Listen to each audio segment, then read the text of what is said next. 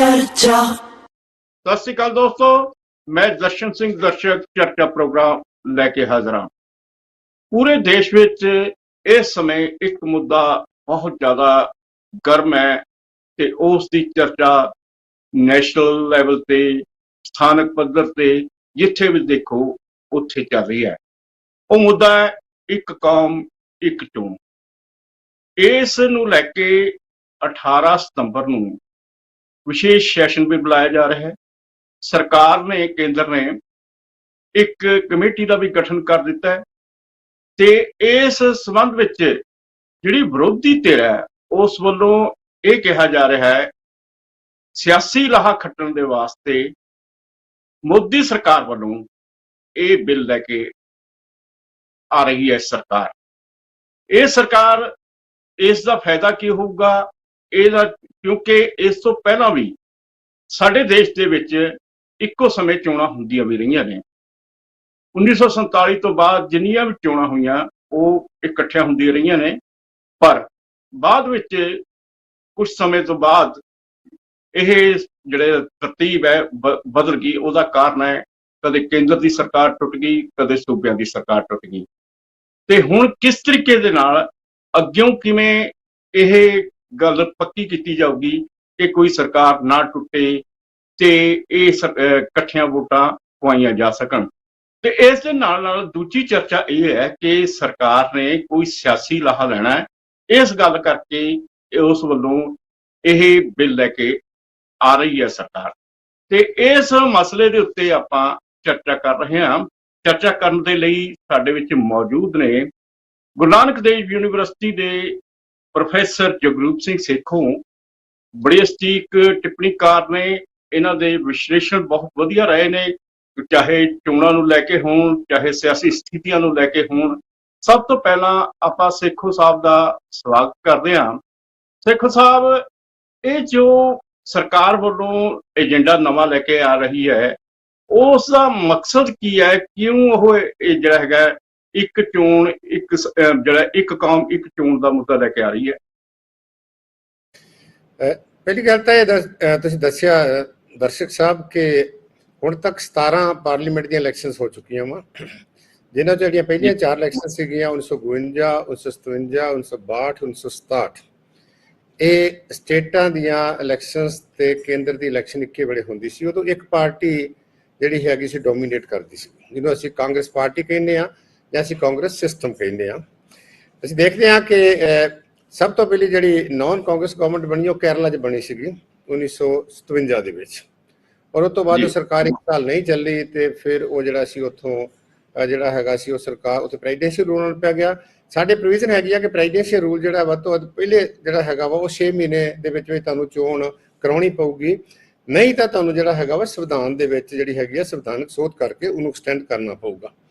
ਇਸ ਤੋਂ ਬਾਅਦ ਜਿਹੜਾ ਹੈਗਾ ਜਿੰਨੀਆਂ ਚੋਣਾਂ ਹੋਈਆਂ 13 ਚੋਣਾਂ ਹੋਈਆਂ ਵਾ, ਉਹ ਚੋਣਾਂ ਦੇ ਵਿੱਚੋਂ ਜਿਹੜਾ ਹੈਗਾ ਸੀਗਾ ਸਟੇਟਾਂ ਦੇ ਵਿੱਚ ਵੱਖਰੇ ਤੌਰ ਦੇ ਉੱਤੇ, ਕਿਉਂਕਿ 1967 ਦੇ ਵਿੱਚ ਕੋਈ 9 ਸਟੇਟਾਂ ਸੀਗੀਆਂ ਜਿੱਥੇ ਨਾਨ ਕਾਂਗਰਸ ਸਰਕਾਰਾਂ ਬਣ ਚੁੱਕੀਆਂ ਸੀ, ਕਾਂਗਰਸ ਵੀਕ ਹੋ ਚੁੱਕੀ ਸੀਗੀ। ਔਰ ਜਿਹੜੀਆਂ ਨਾਨ ਕਾਂਗਰਸ ਸਰਕਾਰਾਂ ਜਿਹੜੀਆਂ ਬਣੀਆਂ ਸੀ, ਜਿਨ੍ਹਾਂ 'ਚੋਂ ਪੰਜਾਬ ਦੇ ਵਿੱਚ ਤੁਸੀਂ ਦੇਖਣਾ ਅਕਾਲੀ ਦਲ ਪਹਿਲੀ ਵਾਰੀ 1967 ਦੇ ਵਿੱਚ ਭਾਈਵਾਲੀ ਦੀ ਸਰਕਾਰ ਬਣੀ ਸੀਗੀ, ਪਰ ਉਹ ਜਿਹੜੀਆਂ ਰੀਜਨਲ ਪਾਰਟੀਆਂ ਆਈਆਂ ਸੀ ਉਹਨਾਂ ਦਾ ਢਾਂਚਾ ਇੰਨਾ ਤਕੜਾ ਨਹੀਂ ਸੀਗਾ। ਔਰ ਉਹਨਾਂ ਰੀਜਨਲ ਪਾਰਟੀਆਂ ਦੇ ਵਿੱਚ ਬਹੁਤ ਸਾਰੇ ਲੋਕ ਉਹ ਸੀ ਜਿਹੜੇ ਕਾਂਗਰਸ ਦੇ ਵਿੱਚੋਂ ਉਸ ਪਾਸੇ ਵੱਲ ਗਏ ਸੀਗੇ। ਤਾਂ ਇਸ ਕਰਕੇ ਸਰਕਾਰ ਉਹਦੀ ਚੱਲਦੀ ਹੈ ਜਿੰਨਾ ਚਿਰ ਉਹਦੀ ਲੋਅਰ ਹਾਊਸ ਦੇ ਵਿੱਚ ਜਿਹੜਾ ਹੈਗਾ ਕਿਸੇ ਵੀ ਪਾਰਟੀ ਦੀ ਮੈਜੋਰਟੀ ਹੁੰਦੀ ਹੈ। ਕਿਉਂਕਿ ਸਾਡੇ ਪਾਰਲੀਮੈਂਟਰੀ ਨਿਜ਼ਾਮ ਹੈਗਾ ਵਾ, ਪਾਰਲੀਮੈਂਟ ਨਿਜ਼ਾਮ ਦੇ ਵਿੱਚ ਕਿਸੇ ਵੀ ਜਿਹੜਾ ਸਦਨ ਦੀ ਭਾਵੇਂ ਸੰਵਿਧਾਨ ਦੇ ਵਿੱਚ ਫਿਕਸ ਕੀਤਾ ਹੁੰਦਾ ਕਿ 5 ਸਾਲ ਤੱਕ ਇਹ ਸਦਨ ਜਿਹੜਾ ਚੱਲੂਗਾ, ਪਰ ਉਹ ਜਿਹੜੀ ਸਰਕਾਰ ਉਸ ਸਦਨ ਦੇ ਵਿੱਚ ਜਿਹੜੀ ਮੈਜੋਰਟੀ ਹੁੰਦੀ ਹੈ ਉਹਨਾਂ ਚਿਰ ਹੀ ਤਾਕਤ ਦੇ ਵਿੱਚ ਰਹਿ ਸਕਦੀ ਹੈ ਜਿੰਨਾ ਚਿਰ ਉਹਦੇ ਵਿੱਚ ਮੈਜੋਰਟੀ ਹੁੰਦੀ ਆ। ਹੌਲੀ ਹੌਲੀ ਰਾਜਨੀਤੀ ਦਾ ਜਿਹੜਾ ਸਰੂਪ ਬਦਲਿਆ, ਜਿਹੜੇ ਪਹਿਲੇ ਸਮਿਆਂ ਦੇ ਸਾਡੇ ਕੋਲ ਰਾਜਨੀਤੀਵਾਨ ਸੀਗੇ ਉਹਨਾਂ ਦੀ ਥਾਂ ਤੇ ਨਵੀਂ ਜਿਹੜੀ ਆ ਪਨੀਰੀ ਉਹਦੇ ਵਿੱਚੋਂ ਆ ਗਈ, ਤੇ ਇਹ ਉਹਨਾਂ ਸਾਰਿਆਂ ਨੇ ਜਿਹੜਾ ਸੀ ਸਾਡੀ ਜਿੱਦਾਂ ਦੀ ਰਾਜਨੀਤੀ ਦਾ ਸਰੂਪ ਬਦਲ ਦਿੱਤਾ। ਔਰ ਇਹਦੇ ਨਾਲ ਹੋਇਆ ਕਿ ਨਵੇਂ ਸਟੇਟ ਬਹੁਤ ਹੋਣ ਦੇ ਵਿੱਚ ਆ ਗਏ, ਲੈਂਗੁਏਜ ਦੇ ਉੱਤੇ ਸਟੇਟ ਬਣ ਗਏ। 70 ਦੇ ਵਿੱਚ ਦੇਖਿਆ ਕਿ ਅਸੀਂ ਇੱਕ ਰੀਜਨਲਿਜ਼ਮ 80 ਦੇ ਵਿੱਚ ਇੱਕ ਨਵਾਂ ਜਿਹੜਾ ਉਹਨੂੰ ਖੇਤਰੀਵਾਦ ਦਾ ਜਿਹੜਾ ਮੁੱਦਾ ਉਹ ਸਾਹਮਣੇ ਆ ਗਿਆ, ਤਾਂ ਪੋਲੀਟੀਕਲ ਇਨਸਟੇਬਿਲਿਟੀ ਆ ਗਈ।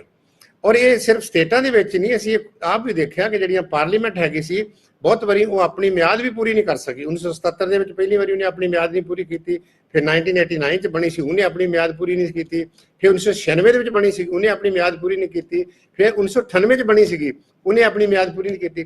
ਤੇ 4 ਪਾਰਲੀਮੈਂਟ ਜਿਹੜੀਆਂ ਹੈਗੀਆਂ ਵਾ ਉਹ ਆਪਣੀ ਮਿਆਦ ਪੂਰੀ ਕਰਨ ਤੋਂ ਪਹਿਲਾਂ ਜਿਹੜਾ ਹੈਗਾ ਸੀਗਾ ਉਹ ਉਹਨਾਂ ਦਾ ਜਿਹੜਾ ਡਿਸੋਲੂਸ਼ਨ ਹੋ ਗਿਆ।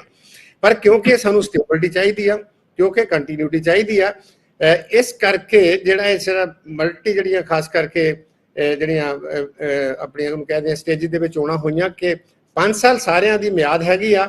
ਜਦੋਂ ਉਹ 5 ਸਾਲ ਪੂਰੀ ਕਰਦੇ ਆ, 5 ਸਾਲ ਤੋਂ ਪਹਿਲਾਂ ਵੀ ਉਹਨਾਂ ਨੂੰ ਡਿਸੋਲਵ ਕੀਤਾ ਜਾ ਸਕਦਾ ਵਾ। ਇਹ ਨਹੀਂ ਹੈਗਾ ਕਿ ਜਿਹੜਾ ਇਲੈਕਟਡ ਜਿਹੜਾ ਹੈਡ ਆਫ ਦੀ ਗਵਰਨਮੈਂਟ ਹੈਗਾ ਵਾ ਉਹਦੀ ਮਰਜ਼ੀ ਹੁੰਦੀ ਆ ਕਿ ਉਹ ਗਵਰਨਰ ਨੂੰ ਜਾਂ ਪ੍ਰੈਜ਼ੀਡੈਂਟ ਨੂੰ ਕਹਿ ਕੇ ਉਹਨੂੰ ਜਿਹੜਾ ਹੈਗਾ ਆਪਣੀ ਸਰਕਾਰ ਨੂੰ ਜਾਂ ਅਸੈਂਬਲੀ ਨੂੰ ਭੰਗ ਕਰ ਦੇਵੇ। ਸੋ ਮੇਰਾ ਕਹਿਣ ਤੋਂ ਭਾਵ ਹੈ ਕਿ ਇਸੇ ਸਮੇਂ 'ਚ ਸਾਡਾ ਰਾਜਨੀਤੀ ਦਾ ਜਿਹੜਾ ਬਹੁਤ ਵੱਡਾ ਫੈਲਾਅ ਹੁੰਦਾ ਵਾ, ਨਵੇਂ ਗਰੁੱਪ ਉੱਠ ਕੇ ਆਉਂਦੇ ਆ, ਰੀਜਨਲ ਪਾਰਟੀਆਂ ਉੱਠ ਕੇ ਆਉਂਦੀਆਂ ਵਾ, ਉਹਦੇ ਵਿੱਚ ਜਿਹੜੇ ਖਾਸ ਕਰਕੇ ਘੱਟ ਗਿਣਤੀ ਹੈਗੀ ਆ ਜਾਂ ਦਲਿਤ ਭਾਈਚਾਰਾ ਹੈਗਾ ਜਾਂ ਵਿਮਨ ਜਿਹੜੀਆਂ ਹੈਗੀਆਂ ਵਾ ਉਹ ਉਹਦੇ ਵਿੱਚੋਂ ਜਿਹੜੀ ਉਹਨਾਂ ਦੀ ਐਸਪੀਰੇਸ਼ਨਸ ਰਾਈਜ਼ ਹੁੰਦੀਆਂ।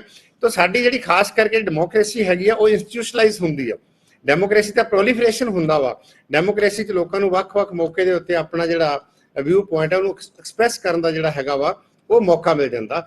ਤਾਂ ਅਲਟੀਮੇਟਲੀ ਅਸੀਂ ਦੇਖ ਰਹੇ ਹਾਂ ਕਿ ਪਿਛਲੇ ਖਾਸ ਕਰਕੇ 1999 ਤੋਂ ਲੈ ਕੇ 2024 ਤੱਕ 25 ਸਾਲ ਜਿਹੜਾ ਹੈਗਾ ਸਾਡੇ ਕੋਲ ਸੈਂਟਰ ਦੇ ਵਿੱਚ ਭਾਵੇਂ ਸਟੇਬਿਲਿਟੀ ਆ ਪਰ ਇਹ ਕੋਲੀਸ਼ਨ ਗਵਰਨਮੈਂਟ ਆ, ਇਹ ਅਲਾਈਅੰਸ ਗਵਰਨਮੈਂਟ ਹੈਗੀ ਆ। ਸਵਾਏ ਜੇ ਆਪਾਂ 2019 ਵਾਲੀ ਜਿਹੜੀ ਹੈਗੀ ਆ ਉਹਨੂੰ ਆਪਾਂ ਛੱਡ ਦਈਏ, ਕਿਸੇ ਵੀ ਪੋਲੀਟੀਕਲ ਪਾਰਟੀ ਕੋਲ ਜਿਹੜੀ ਆ ਉਹਦੇ ਵਿੱਚ ਮੈਜੋਰਟੀ ਨਹੀਂ ਆਈ ਸੀ। ਹੁਣ ਜਿਹੜਾ ਤੁਹਾਡਾ ਇੱਕ ਸਵਾਲ ਆ ਵੀ ਹੁਣ ਕਿਉਂ ਲੋੜ ਪੈ ਗਈ, ਜਦੋਂ ਸਾਰਾ ਕੁਝ ਠੀਕ ਚੱਲ ਰਿਹਾ ਸੀਗਾ ਸਟੇਟਾਂ ਦੇ ਵਿੱਚ, ਜਦੋਂ ਇਲੈਕਸ਼ਨ ਹੁੰਦੀ ਸੀ ਇਲੈਕਸ਼ਨ ਹੋਈ ਜਾਂਦੀ ਸੀਗੀ। ਔਰ ਤੁਸੀਂ ਦੇਖੋ ਵੀ ਇਹ ਡੈਮੋਕ੍ਰੇਸੀ ਵਾਸਤੇ ਖਾਸ ਕਰਕੇ ਜਿਹੜਾ ਆਪੋਜੀਸ਼ਨ ਲੀਡਰ ਵਾਲੇ ਕਹਿੰਦੇ ਵੀ ਸਾਨੂੰ 20 ਚਾਹੀਦੀਆਂ, ਇਹ ਡੈਮੋਕ੍ਰੇਸੀ ਵਾਸਤੇ ਚੰਗਾ ਵਾ। ਅਸੀਂ ਇੱਕ ਪਾਸੇ ਕਲੇਮ ਕਰਦੇ ਹਾਂ ਕਿ ਸਾਡਾ ਦੇਸ਼ ਦੁਨੀਆ ਦਾ ਸਭ ਤੋਂ ਵੱਡਾ ਡੈਮੋਕ੍ਰੈਟਿਕ ਸਿਸਟਮ ਹੈਗਾ। ਉਹ ਇਸ ਕਰਕੇ ਵੱਡਾ ਹੈਗਾ ਕਿ ਸਾਡੇ ਕੋਲ ਜਿਹੜੇ ਇਲੈਕਟੋਰੇਟਸ ਹੈਗੇ ਆ, ਜਿਹੜੇ ਸਾਡੇ ਵੋਟਾਂ ਪਾਉਣ ਵਾਲੇ ਆ, ਉਹਨਾਂ ਦੀ ਗਿਣਤੀ ਬਹੁਤ ਜ਼ਿਆਦੀ ਆ। ਔਰ ਉਹ ਜਿਹੜੀ ਗਿਣਤੀ ਜਿਹੜੀ ਹੈਗੀ ਆ ਉਹ ਸਾਨੂੰ ਜਿਹੜਾ ਵਾਈਬ੍ਰੈਂਟ ਰੱਖਦੀ ਆ, ਨਵੇਂ ਮੁੱਦੇ ਸਾਹਮਣੇ ਆਉਂਦੇ ਆ ਔਰ ਉਹਨਾਂ ਮੁੱਦਿਆਂ ਦੇ ਵਿੱਚ ਬਹਿਸ ਹੁੰਦੀ ਆ। ਔਰ ਇਹ ਸਰਕਾਰਾਂ ਜਿਹੜੀਆਂ ਹੁੰਦੀਆਂ ਉਹਨਾਂ ਨੂੰ ਜਿਹੜਾ ਖਾਸ ਕਰਕੇ ਉਹਨਾਂ ਨੂੰ ਰਿਸਪੌਂਡ ਕਰਨਾ ਪੈਂਦਾ ਉਸ ਤਰੀਕੇ ਦੇ ਨਾਲ। ਹੁਣ ਇਸ ਵੇਲੇ ਜਿਹੜਾ ਇਹ ਮੁੱਦਾ ਸ਼ੁਰੂ ਹੋਇਆ ਵੀ ਇੱਕ ਜਿਹੜੀ ਹੋਣੀ ਚਾਹੀਦੀ ਆ ਸਮੇਂ ਦੇ ਉੱਤੇ ਸੈਂਟਰ ਤੇ ਸਟੇਟ ਦੀਆਂ ਜਿਹੜੀਆਂ ਸਰਕਾਰਾਂ ਹੈ ਇਹ ਜੁੜੀਆਂ ਇਸ ਗੱਲ ਦਾ ਕਿ ਤੁਸੀਂ ਸੰਵਿਧਾਨ ਦੇ ਵਿੱਚ ਤੁਹਾਨੂੰ ਸੰਵਿਧਾਨਕ ਸੋਧ ਕਰਨੀ ਪਊਗੀ। ਇਹ ਸਿਰਫ ਜਿਹੜਾ ਹੈਗਾ ਵਾ ਪ੍ਰੈਜ਼ੀਡੈਂਸ਼ੀਅਲ ਸਿਸਟਮ ਦੇ ਵਿੱਚ ਹੀ ਹੋ ਸਕਦਾ ਵਾ। ਪਾਰਲੀਮੈਂਟ ਨਿਜ਼ਾਮ ਦੇ ਵਿੱਚ ਤੁਸੀਂ ਕਦੀ ਵੀ ਕਿਸੇ ਤਰੀਕੇ ਦੇ ਨਾਲ ਜਿਹੜੀ ਕਿਸੇ ਸਰਕਾਰ ਦੀ ਜਿਹੜੀ ਹੈਗੀ ਆ ਉਹ ਟਰਮ ਫਿਕਸ ਨਹੀਂ ਕਰ ਸਕਦੀ, ਕਿਉਂਕਿ ਸਰਕਾਰ ਉਹਨਾਂ ਚਿਰ ਚੱਲਦੀ ਰਹੂਗੀ ਜਿੰਨਾ ਚਿਰ ਉਹ 'ਚ ਮੈਜੋਰਟੀ ਹੈਗੀ ਆ। ਕੋਲੀਸ਼ਨ ਗਵਰਨਮੈਂਟ ਹੈਗੀ ਆ ਔਰ ਰਾਜਨੀਤੀਵਾਨਾਂ ਦਾ ਵੀ ਕੋਈ ਰਾਜਨੀਤਿਕ ਧਰਮ ਨਹੀਂ ਹੈਗਾ। ਤੁਸੀਂ ਦੇਖਿਆ ਕਿਸ ਤਰੀਕੇ ਨਾਲ ਡਿਫੈਕਸ਼ਨ ਹੁੰਦੀ ਆ, ਬਣਦੀਆਂ ਸਰਕਾਰਾਂ ਜਿਹੜੀਆਂ ਹੈਗੀਆਂ ਤੋੜ ਦਿੱਤੀਆਂ ਜਾਂਦੀਆਂ ਵਾ, ਨਵੀਆਂ ਸਰਕਾਰਾਂ ਬਣਾ ਦਿੱਤੀਆਂ ਜਾਂਦੀਆਂ। ਮੱਧ ਪ੍ਰਦੇਸ਼ ਦੀ ਐਗਜ਼ਾਮਪਲ ਸਾਡੇ ਕੋਲ ਹੈਗੀ ਆ, ਮਹਾਰਾਸ਼ਟਰ ਦੀ ਐਗਜ਼ਾਮਪਲ ਸਾਡੇ ਕੋਲ ਹੈਗੀ ਆ, ਇੱਦਾਂ ਦੀਆਂ ਬਹੁਤ ਸਾਰੀਆਂ ਹੋਰ ਐਗਜ਼ਾਮਪਲ ਸਾਡੇ ਕੋਲ ਹੈਗੀਆਂ। ਬਿਹਾਰ ਦੇ ਵੀ ਦੇਖ ਲਓ, ਕਦੀ ਸਰਕਾਰ ਇੱਧਰਲੇ ਪਾਸੇ ਹੋ ਜਾਂਦੀ, ਕਦੀ ਉਸ ਪਾਸੇ ਵੱਲ ਹੋ ਜਾਂਦੀ ਆ।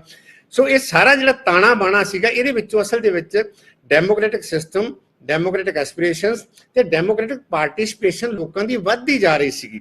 ਔਰ ਵਧਣ ਦੇ ਨਾਲ ਜਿਹੜਾ ਸੀ ਜਿਹੜੇ ਸੱਤਾ 'ਚ ਬੈਠੇ ਹੁੰਦੇ ਲੋਕ ਆ ਉਹਨਾਂ ਨੂੰ ਚੈਲੰਜ ਮਿਲਦਾ ਵਾ, ਕਿਉਂਕਿ ਇਹ ਵੀ ਦੇਖਿਆ ਕਿ ਕੁਝ ਮੁੱਦੇ ਇਸ ਕਿਸਮ ਦੇ ਹੈਗੇ ਆ। ਸਾਡੀ ਡਿਵਰਸਿਟੀ ਇੰਨੀ ਜ਼ਿਆਦਾ ਹੈਗੀ ਆ, ਜੋ ਨਾਰਥ ਦਾ ਮੁੱਦਾ ਹੁੰਦਾ ਉਹ ਸਾਊਥ ਦੇ ਵਿੱਚ ਨਹੀਂ ਹੁੰਦਾ, ਜੋ ਸਾਊਥ ਦਾ ਮੁੱਦਾ ਹੈਗਾ ਵਾ ਕਈ ਨਾਰਥ 'ਚ ਇੰਨਾ ਇੰਪੋਰਟੈਂਟ ਨਹੀਂ ਹੁੰਦਾ। ਸਾਡੇ ਨੈਸ਼ਨਲ ਮੁੱਦੇ ਜਿਹੜੇ ਆ ਉਹਨਾਂ ਦੇ ਉੱਤੇ ਲੋਕਾਂ ਦੀ ਹੋਰ ਰਾਏ ਹੁੰਦੀ ਆ, ਜਿਹੜੇ ਸਾਡੇ ਰੀਜਨਲ ਮੁੱਦੇ ਆ ਉਹਨਾਂ ਦੇ ਉੱਤੇ ਲੋਕਾਂ ਦੀ ਹੋਰ ਰਾਏ ਹੁੰਦੀ ਆ। ਸਾਡੇ ਕੋਲ ਬੈਸਟ ਐਗਜ਼ਾਮਪਲ ਦਿੱਲੀ ਵਾਲੀ ਹੈ। ਦਿੱਲੀ ਦੇ ਵਿੱਚ ਪਿਛਲੀਆਂ 3 ਚੋਣਾਂ ਦੇ ਵਿੱਚ ਉੱਥੇ ਆਮ ਆਦਮੀ ਪਾਰਟੀ ਨੂੰ ਲੋਕੀ ਵੋਟਾਂ ਪਾਉਂਦੇ ਆ, ਪਰ ਜਦੋਂ ਨੈਸ਼ਨਲ ਚੋਣਾਂ ਹੁੰਦੀਆਂ ਵਾ ਉਦੋਂ ਬੀਜੇਪੀ ਨੂੰ ਜਿਹੜਾ ਹੈਗਾ ਉਹਦੇ ਵਿੱਚੋਂ ਵੋਟ ਪਾਉਂਦੇ ਆ। ਸੋ ਮੇਰਾ ਕਹਿਣ ਤੋਂ ਭਾਵ ਹੈ ਕਿ ਇਹ ਜਿਹੜੀ ਸੋਚ ਹੈ, ਜਿਹੜੀ ਇਹ ਵਿਚਾਰਧਾਰਾ ਹੈ ਜਾਂ ਜਿਹੜਾ ਏਜੰਡਾ ਹੈ, ਇਹ ਉਸ ਸਮੇਂ ਦੇ ਉੱਤੇ ਆਇਆ ਵਾ ਜਿਸ ਸਮੇਂ ਦੇ ਵਿੱਚ ਸੱਤਾ ਨੂੰ ਕੋਈ ਸਵਾਲ ਪੁੱਛੇ ਜਾ ਰਹੇ ਆ, ਜਿਸ ਸਮੇਂ ਸੱਤਾ ਨੂੰ ਇਹ ਲੱਗਦਾ ਕਿ ਹੁਣ ਸਾਡੇ ਲਈ ਬਹੁਤ ਵੱਡਾ ਚੈਲੰਜ ਹੋ ਸਕਦਾ, ਜਿਸ ਸਮੇਂ ਸੱਤਾ ਨੂੰ ਇਹ ਲੱਗਦਾ ਹੈ ਕਿ ਸ਼ਾਇਦ ਆਉਣ ਵਾਲੀਆਂ ਇਲੈਕਸ਼ਨ ਦੇ ਵਿੱਚ ਸਾਨੂੰ ਕਿਤੇ ਸਾਡਾ ਬਾਜੀ ਪੁੱਠੀ ਨਾ ਪੈ ਜਾਵੇ। ਤਾਂ ਮੇਰਾ ਕਹਿਣ ਤੋਂ ਭਾਵ ਇਹ ਹੈਗਾ ਕਿ ਇਹ ਜਿਹੜੀ ਇਸ ਬਹਿਸ ਸ਼ੁਰੂ ਕੀਤੀ ਹੈ ਕਿਤੇ ਇਹ ਤਾਂ ਨਹੀਂ ਹੈਗੀ, ਕਿਉਂਕਿ ਬਹਿਸ ਉਸ ਦਿਨ ਸ਼ੁਰੂ ਹੋਈ ਆ ਜਿਸ ਦਿਨ ਜਿਹੜੀ ਖਾਸ ਕਰਕੇ ਆਪੋਜੀਸ਼ਨ ਅਲਾਈਅੰਸ ਹੈਗਾ ਇੰਡੀਆ ਜਿਹੜਾ ਹੈਗਾ ਵਾ ਉਹਨਾਂ ਨੇ ਬੰਬੇ ਦੇ ਵਿੱਚ ਆਪਣਾ ਜਿਹੜਾ ਕਨਕਲੇਵ ਸ਼ੁਰੂ ਕੀਤੀ ਆ, ਜਿਹਦੇ ਵਿੱਚ ਉਹ ਮੁੱਦਿਆਂ ਦੀ ਗੱਲ ਕਰਦੇ ਆ। ਇਹ ਏਜੰਡਾ ਆਉਣ ਦੇ ਨਾਲ ਸਾਰੀ ਜਿਹੜੀ ਹੈਗੀ ਖਾਸ ਕਰਕੇ ਜਿਹੜੀ ਅਟੈਂਸ਼ਨ ਹੁੰਦੀ ਆ ਉਹ ਦੂਸਰੇ ਪਾਸੇ ਵੱਲ ਚਲੀ ਜਾਂਦੀ ਆ। ਸੋ ਮੇਰਾ ਕਹਿਣ ਤੋਂ ਭਾਵ ਹੈ ਕਿ ਕੋਈ ਨਵੀਂ ਚੀਜ਼ ਨਹੀਂ ਹੈਗੀ, ਪਰ ਇਸ ਸਮੇਂ ਤੇ ਚੀਜ਼ ਨੂੰ ਲਿਆਉਣਾ ਔਰ ਲਾਗੂ ਕਰਨਾ, ਕਿਉਂਕਿ ਦੇਸ਼ ਦੇ ਸਾਹਮਣੇ ਹੋਰ ਬਹੁਤ ਸਾਰੇ ਵੱਡੇ ਮੁੱਦੇ ਹੈ। ਦੇਸ਼ ਦੇ ਸਾਹਮਣੇ ਬੇਰੁਜ਼ਗਾਰੀ ਵੀ ਹੈਗੀ ਆ, ਮਹਿੰਗਾਈ ਵੀ ਹੈਗੀ ਆ, ਔਰ ਖਾਸ ਕਰਕੇ ਜਿਸ ਹਾਲਾਤ ਦੇ ਵਿੱਚੋਂ ਅਸੀਂ ਨਿਕਲ ਰਹੇ ਹਾਂ ਸਾਡੇ ਪੜੋਸੀਆਂ ਦੇ ਨਾਲ ਬਹੁਤ ਚੰਗੇ ਸਬੰਧ ਨਹੀਂ ਹੈਗੇ। ਸਾਡੀ ਜਿਹੜੀ ਆਰਥਿਕਤਾ ਹੈ, ਸਾਡੀ ਖਾਸ ਕਰਕੇ ਵੈਲਿਊ ਹੈ ਰੂਪੀ ਦੀ ਉਹ ਥੱਲੇ ਆ ਰਹੀ ਆ। ਲੋਕਾਂ ਦਾ ਸਿਸਟਮ ਤੋਂ ਵਿਸ਼ਵਾਸ ਘਟ ਰਿਹਾ, ਖਾਸ ਕਰਕੇ ਪੰਜਾਬ ਦੇ ਕੰਟੈਕਸਟ ਵਿੱਚ ਦੇਖੀਏ, ਜਾਂ ਜਿਹੜਾ ਅਮੀਰ ਵਿਅਕਤੀ ਜਿਹੜੇ ਹੈਗੇ ਆ ਉਹ ਕਿਸ ਤਰੀਕੇ ਨਾਲ ਕੁਝ ਦੇਸ਼ ਛੱਡ ਕੇ ਜਾ ਰਹੇ ਆ, ਜਾਂ ਜਿਹੜਾ ਪਾੜਾ ਵੱਧਦਾ ਜਾ ਰਿਹਾ ਗਰੀਬੀ ਤੇ ਅਮੀਰੀ ਦਾ, ਜਾਂ ਜਿਹੜੇ ਮੁੱਦੇ ਖਾਸ ਕਰਕੇ ਜਿਹੜੇ ਮੁੱਦਿਆਂ ਦੀ ਇਸ ਵੇਲੇ ਉਠਾਉਣ ਦੀ ਲੋੜ ਨਹੀਂ ਹੈਗੀ, ਅਜਿਹੇ ਮੁੱਦੇ ਉਠਾਏ ਜਾਂਦੇ ਆ। ਤਾਂ ਇਹ ਸਾਰਾ ਇੱਕ ਸੋਚੀ ਸਮਝੀ ਏਜੰਡੇ ਦੇ ਵਿੱਚ ਜਿਹੜੀ ਇਹ ਗੱਲ ਕੀਤੀ ਜਾਂਦੀ ਆ। ਹਾਂ, ਜੇ ਤੁਸੀਂ ਰੈਫਰੈਂਸ ਦਿੱਤਾ ਕਿ ਜੋ ਇਸ ਹਾਊਸ ਦੇ ਵਿੱਚ ਇਹੋ ਜਿਹਾ ਕੋਈ ਲੈ ਕੇ ਆਉਂਦੇ ਆ, ਮੈਨੂੰ ਲੱਗਦਾ ਕਿ ਉਹਦੇ ਨਾਲ ਸਾਡਾ ਕ੍ਰਾਈਸਿਸ ਜਿਹੜਾ ਹੈਗਾ, ਸਾਡੀਆਂ ਸਮੱਸਿਆਵਾਂ, ਅੱਗੇ ਵੀ ਅਸੀਂ ਦੇਖਿਆ ਕਿ ਪਾਰਲੀਮੈਂਟ ਬਹੁਤ ਵਧੀਆ ਚੱਲ ਨਹੀਂ ਰਹੀ, ਇੱਕ ਤਰਫਾ ਕਾਨੂੰਨ ਪਾਸ ਹੋ ਰਹੇ ਆ, ਜਿੱਦਾਂ ਕਿਸਾਨੀ ਦੇ ਕਾਨੂੰਨ ਪਾਸ ਕੀਤੇ ਸੀ, ਜਾਂ ਪਹਿਲੇ ਸਮੇਂ ਦੇ ਵਿੱਚ ਬਿਨਾਂ ਬਹਿਸ ਤੋਂ ਬਹੁਤ ਸਾਰੇ ਜਿਹੜੇ ਹੈਗੇ ਆ ਉਹ ਮੁੱਦੇ ਪਾਸ ਕੀਤੇ ਗਏ, ਜਾਂ ਜਿਹੜੀ ਉਹ ਇਸ਼ੂ ਦੇ ਉੱਤੇ ਫੋਕਸ ਕੀਤਾ ਗਿਆ, ਜਾਂ ਜਿਸ ਤਰੀਕੇ ਦੀ ਲੈਂਗੁਏਜ ਪਾਰਲੀਮੈਂਟ ਦੇ ਵਿੱਚ ਬੋਲੀ ਜਾਂਦੀ ਆ, ਉਹ ਸਾਰੀਆਂ ਗੱਲਾਂ ਅਲਟੀਮੇਟਲੀ ਜਿਹੜੀਆਂ ਸਾਡਾ ਜਿਹੜਾ ਸੰਵਿਧਾਨਕ ਤੇ ਜਿਹੜੀਆਂ ਲੋਕਤੰਤਰਕ ਜਿਹੜੀ ਵੈਲਿਊ ਹੈ, ਸਿਸਟਮ ਹੈ ਜਾਂ ਨਿਜ਼ਾਮ ਹੈ, ਉਹਦੇ ਉੱਤੇ ਕਿਸੇ ਨਾ ਕਿਸੇ ਤਰੀਕੇ ਨਾਲ ਉਹਨਾਂ ਦੇ ਨਾਲ ਉਹ ਸੈਟਬੈਕ ਲੱਗਦੀ ਹੈ।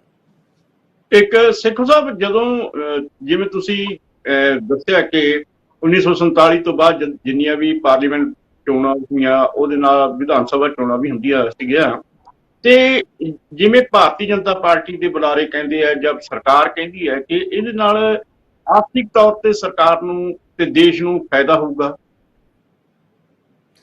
ਦੇਖੋ, ਇਹ ਕਿਉਂ ਕਹਿ ਸਕਦੇ ਫਾਇਦਾ ਕਿਸ ਚੀਜ਼ ਦਾ? ਜੇ ਪ੍ਰਧਾਨ ਮੰਤਰੀ ਜੀ ਨੇ ਇੱਕ ਸਟੇਟ ਦੇ ਵਿੱਚ 12 ਦਿਨ ਲਾਉਣੇ ਆ, ਤੁਸੀਂ ਸਟੇਟਾਂ ਦੀਆਂ ਇਲੈਕਸ਼ਨਾਂ ਸਟੇਟਾਂ ਦੀ ਲੀਡਰਸ਼ਿਪ ਤੇ ਛੱਡ ਦਿਓ, ਤੁਸੀਂ ਨੈਸ਼ਨਲ ਇਲੈਕਸ਼ਨ ਜਿਹੜੀ ਹੈਗੀ ਉਹ ਨੈਸ਼ਨਲ ਲੀਡਰਸ਼ਿਪ ਦੇ ਰਹਿਣ, ਉਹਨੂੰ ਪ੍ਰੈਸਟੀਜ ਦਾ ਇਸ਼ੂ ਨਾ ਬਣਾਓ। ਦੇਖੋ, ਲੋਕ ਸਿਆਣੇ ਹੋ ਚੁੱਕੇ ਆ, ਉਹਨਾਂ ਨੇ 17 ਵਾਰੀ ਪਾਰਲੀਮੈਂਟ ਦੇ ਵਿੱਚ ਹਿੱਸਾ ਲਿਆ ਵਾ, 18 ਵਾਰੀ ਅਸੈਂਬਲੀ ਦੇ ਵਿੱਚ ਹਿੱਸਾ ਲਿਆ ਵਾ, ਪੰਚਾਇਤੀ ਰਾਜ ਇੰਸਟੀਟਿਊਸ਼ਨਸ ਹੈਗੀਆਂ ਵਾ, ਮੀਡੀਆ ਹੈਗਾ, ਉਹਨਾਂ ਨੂੰ ਉਹਨਾਂ ਦੀ ਸਿਆਣਪ ਤੇ ਰਹਿਣ ਦਿਓ। ਭਾਵ ਇਹ ਹੈਗਾ ਕਿ ਇੰਨੀ ਜ਼ਿਆਦਾ ਇੰਟਰਵੈਂਸ਼ਨ ਕਿਉਂ? ਪੈਸਾ ਕੌਣ ਬਰਬਾਦ ਕਰਦਾ? ਤੁਸੀਂ ਇਹ ਦੇਖੋ ਨਾ, ਪੈਸਾ ਪਾਰਟੀਆਂ ਬਰਬਾਦ ਕਰਦੀਆਂ ਵਾ, ਹੈ ਜਿਨ੍ਹਾਂ ਕੋਲ ਪੈਸੇ ਹੁੰਦੇ ਆ, ਪੈਸੇ ਵਾਲੇ ਨੂੰ ਹੀ ਜਿਹੜਾ ਅੱਗੇ ਲਿਆਂਦਾ ਜਾ ਰਿਹਾ ਹੈਗਾ ਵਾ। ਅੱਛਾ, ਸਾਰਾ ਮੀਡੀਆ ਜਿਹੜਾ ਹੈਗਾ ਵਾ ਉਹਨੂੰ ਆਪਣੇ ਤਰੀਕੇ ਦੇ ਨਾਲ, ਇਹ ਤਾਂ ਨਹੀਂ ਹੈਗਾ ਕਿ ਉਹਨੂੰ ਪਿਆਰ ਦੇ ਨਾਲ, ਉਹਨੂੰ ਪੈਸੇ ਦੇ ਲਾਲਚ ਦੇ ਨਾਲ ਵੀ ਉਸ ਤਰੀਕੇ ਨਾਲ ਯੂਜ਼ ਕੀਤਾ ਜਾਂਦਾ ਹੈ। ਸੋ ਪੈਸਾ ਵਰਤਣਾ ਜਾਂ ਪੈਸੇ ਦਾ ਯੂਜ਼ ਹੋਣਾ ਜਾਂ ਮਿਸਯੂਜ਼ ਹੋਣਾ, ਉਹ ਇਹਨਾਂ ਤੇ ਡਿਪੈਂਡੈਂਟ ਹੈ, ਇਹ ਡਿਸਾਈਡ ਕਰ ਲੈਣ ਪੋਲੀਟੀਕਲ। ਇਹ ਗੱਲ ਤਾਂ ਪੋਲੀਟੀਕਲ ਪਾਰਟੀਆਂ ਨਾਲ ਬਹਿਸ ਹੋਣੀ ਚਾਹੀਦੀ ਆ। ਤੁਸੀਂ ਸਟੇਟ ਫੰਡਡ ਕਰ ਦਿਓ ਇਲੈਕਸ਼ਨ ਜਿਹੜੀ ਹੈਗੀ ਆ, ਕਿ ਆਹ ਜਿਹੜਾ ਇੰਨੇ ਪੈਸੇ ਜਿਹੜੇ ਹੈਗੇ ਆ ਉਹ ਸਟੇਟ ਉਹਦੇ ਉੱਤੇ ਲਾਊਗਾ, ਲਾ ਸਕਦਾ ਸਟੇਟ, ਕੋਈ ਫਰਕ ਨਹੀਂ ਪੈਂਦਾ ਉਹਦੇ ਨਾਲ। 70 ਲੱਖ ਦੀ ਹੈਗੀ ਨਾ ਲਿਮਿਟ ਪਾਰਲੀਮੈਂਟ ਦੇ ਉੱਤੇ ਜਿਹੜੀ ਹੈਗੀ ਹਾਊਸ ਦੇ ਉੱਤੇ, ਤੇ 542 ਵਾਸਤੇ ਕਿੰਨੇ ਕਰੋੜ ਰੁਪਇਆ ਬਣਦਾ ਵਾ? 400-500 ਕਰੋੜ ਰੁਪਇਆ ਕੀ ਚੀਜ਼ ਹੈਗੀ ਆ? ਤੁਸੀਂ ਕਰੋ ਫੰਡਿੰਗ ਉਹਦੇ ਵਿੱਚੋਂ ਕਰਕੇ, ਠੀਕ ਹੈ, ਬਹੁਤ ਕੁਝ ਹੋ ਸਕਦਾ। ਮੇਰਾ ਕਹਿਣ ਤੋਂ ਭਾਵ ਹੈਗਾ ਕਿ ਇੱਕ ਲੌਜਿਕ ਦਿੱਤਾ ਜਾਂਦਾ ਵਾ, ਇਹ ਬਹੁਤ ਸਾਰਾ ਨੁਕਸਾਨ ਹੁੰਦਾ, ਬਹੁਤ ਸਾਰਾ ਪੈਸਾ ਹੁੰਦਾ। ਇਲੈਕਸ਼ਨ ਨਾਰਮਲ ਨਹੀਂ ਹੈ। ਤੁਸੀਂ ਦੇਖੋ, ਜਿਹੜੇ ਡਿਵੈਲਪ ਕੰਟਰੀਜ਼ ਹੈਗੇ, ਇਲੈਕਸ਼ਨ ਹੁੰਦੀ ਆ, ਉਹ ਡਿਕਲੇਅਰ ਕਰਦੇ ਆ, ਨਾਰਮਲ ਤਰੀਕੇ ਨਾਲ ਇਲੈਕਸ਼ਨ ਹੋ ਜਾਂਦੀ ਆ, ਆਪਣਾ ਪ੍ਰਚਾਰ ਕਰ ਲਿਆ, ਲੋਕਾਂ ਨੂੰ ਦੱਸਤਾ। ਹੁਣ ਤਾਂ ਵੱਡੀਆਂ ਵੱਡੀਆਂ ਰੈਲੀਆਂ ਜਾਂ ਰੈਲੇ ਕਰਨ ਦੀ ਲੋੜ ਹੀ ਕੋਈ ਨਹੀਂ ਹੈ, ਕਿਉਂਕਿ ਤੁਸੀਂ ਆਪਣਾ ਏਜੰਡਾ ਲੋਕਾਂ ਤੱਕ ਲੈ ਕੇ ਜਾਓ, ਏਜੰਡਾ ਹਰ ਬੰਦੇ ਤੱਕ ਪਹੁੰਚ ਜਾਂਦਾ ਹੈ। ਤਾਂ ਇਸ ਕਰਕੇ ਜਿਹੜਾ ਪ੍ਰੋਫੈਸਰ ਸਾਹਿਬ, ਇੱਕ ਬ੍ਰੇਕ ਦਾ ਸਮਾਂ ਹੋ ਰਿਹਾ ਹੈ, ਆਪਾਂ ਇੱਕ ਬ੍ਰੇਕ ਲੈਂਦੇ ਆ, ਫਿਰ ਆਪਣੀ ਇਹ ਗੱਲਬਾਤ ਜਾਰੀ ਰੱਖਾਂਗੇ। ਇਸ ਤੋਂ ਬਾਅਦ ਆਪਾਂ ਇੱਕ ਤਕਨੀਕੀ ਕਾਰਨ ਤਾਂ ਪੁੱਛ ਲਿਆ, ਤੇ ਹੁਣ ਸਿਆਸੀ ਜਿਹੜੇ ਪ੍ਰਭਾਵ ਹੋਣਗੇ ਉਹਦੇ ਬਾਰੇ ਗੱਲਬਾਤ ਕਰਾਂਗੇ। ਲੈਣੇ ਇੱਕ ਬ੍ਰੇਕ। ਚਰਚਾ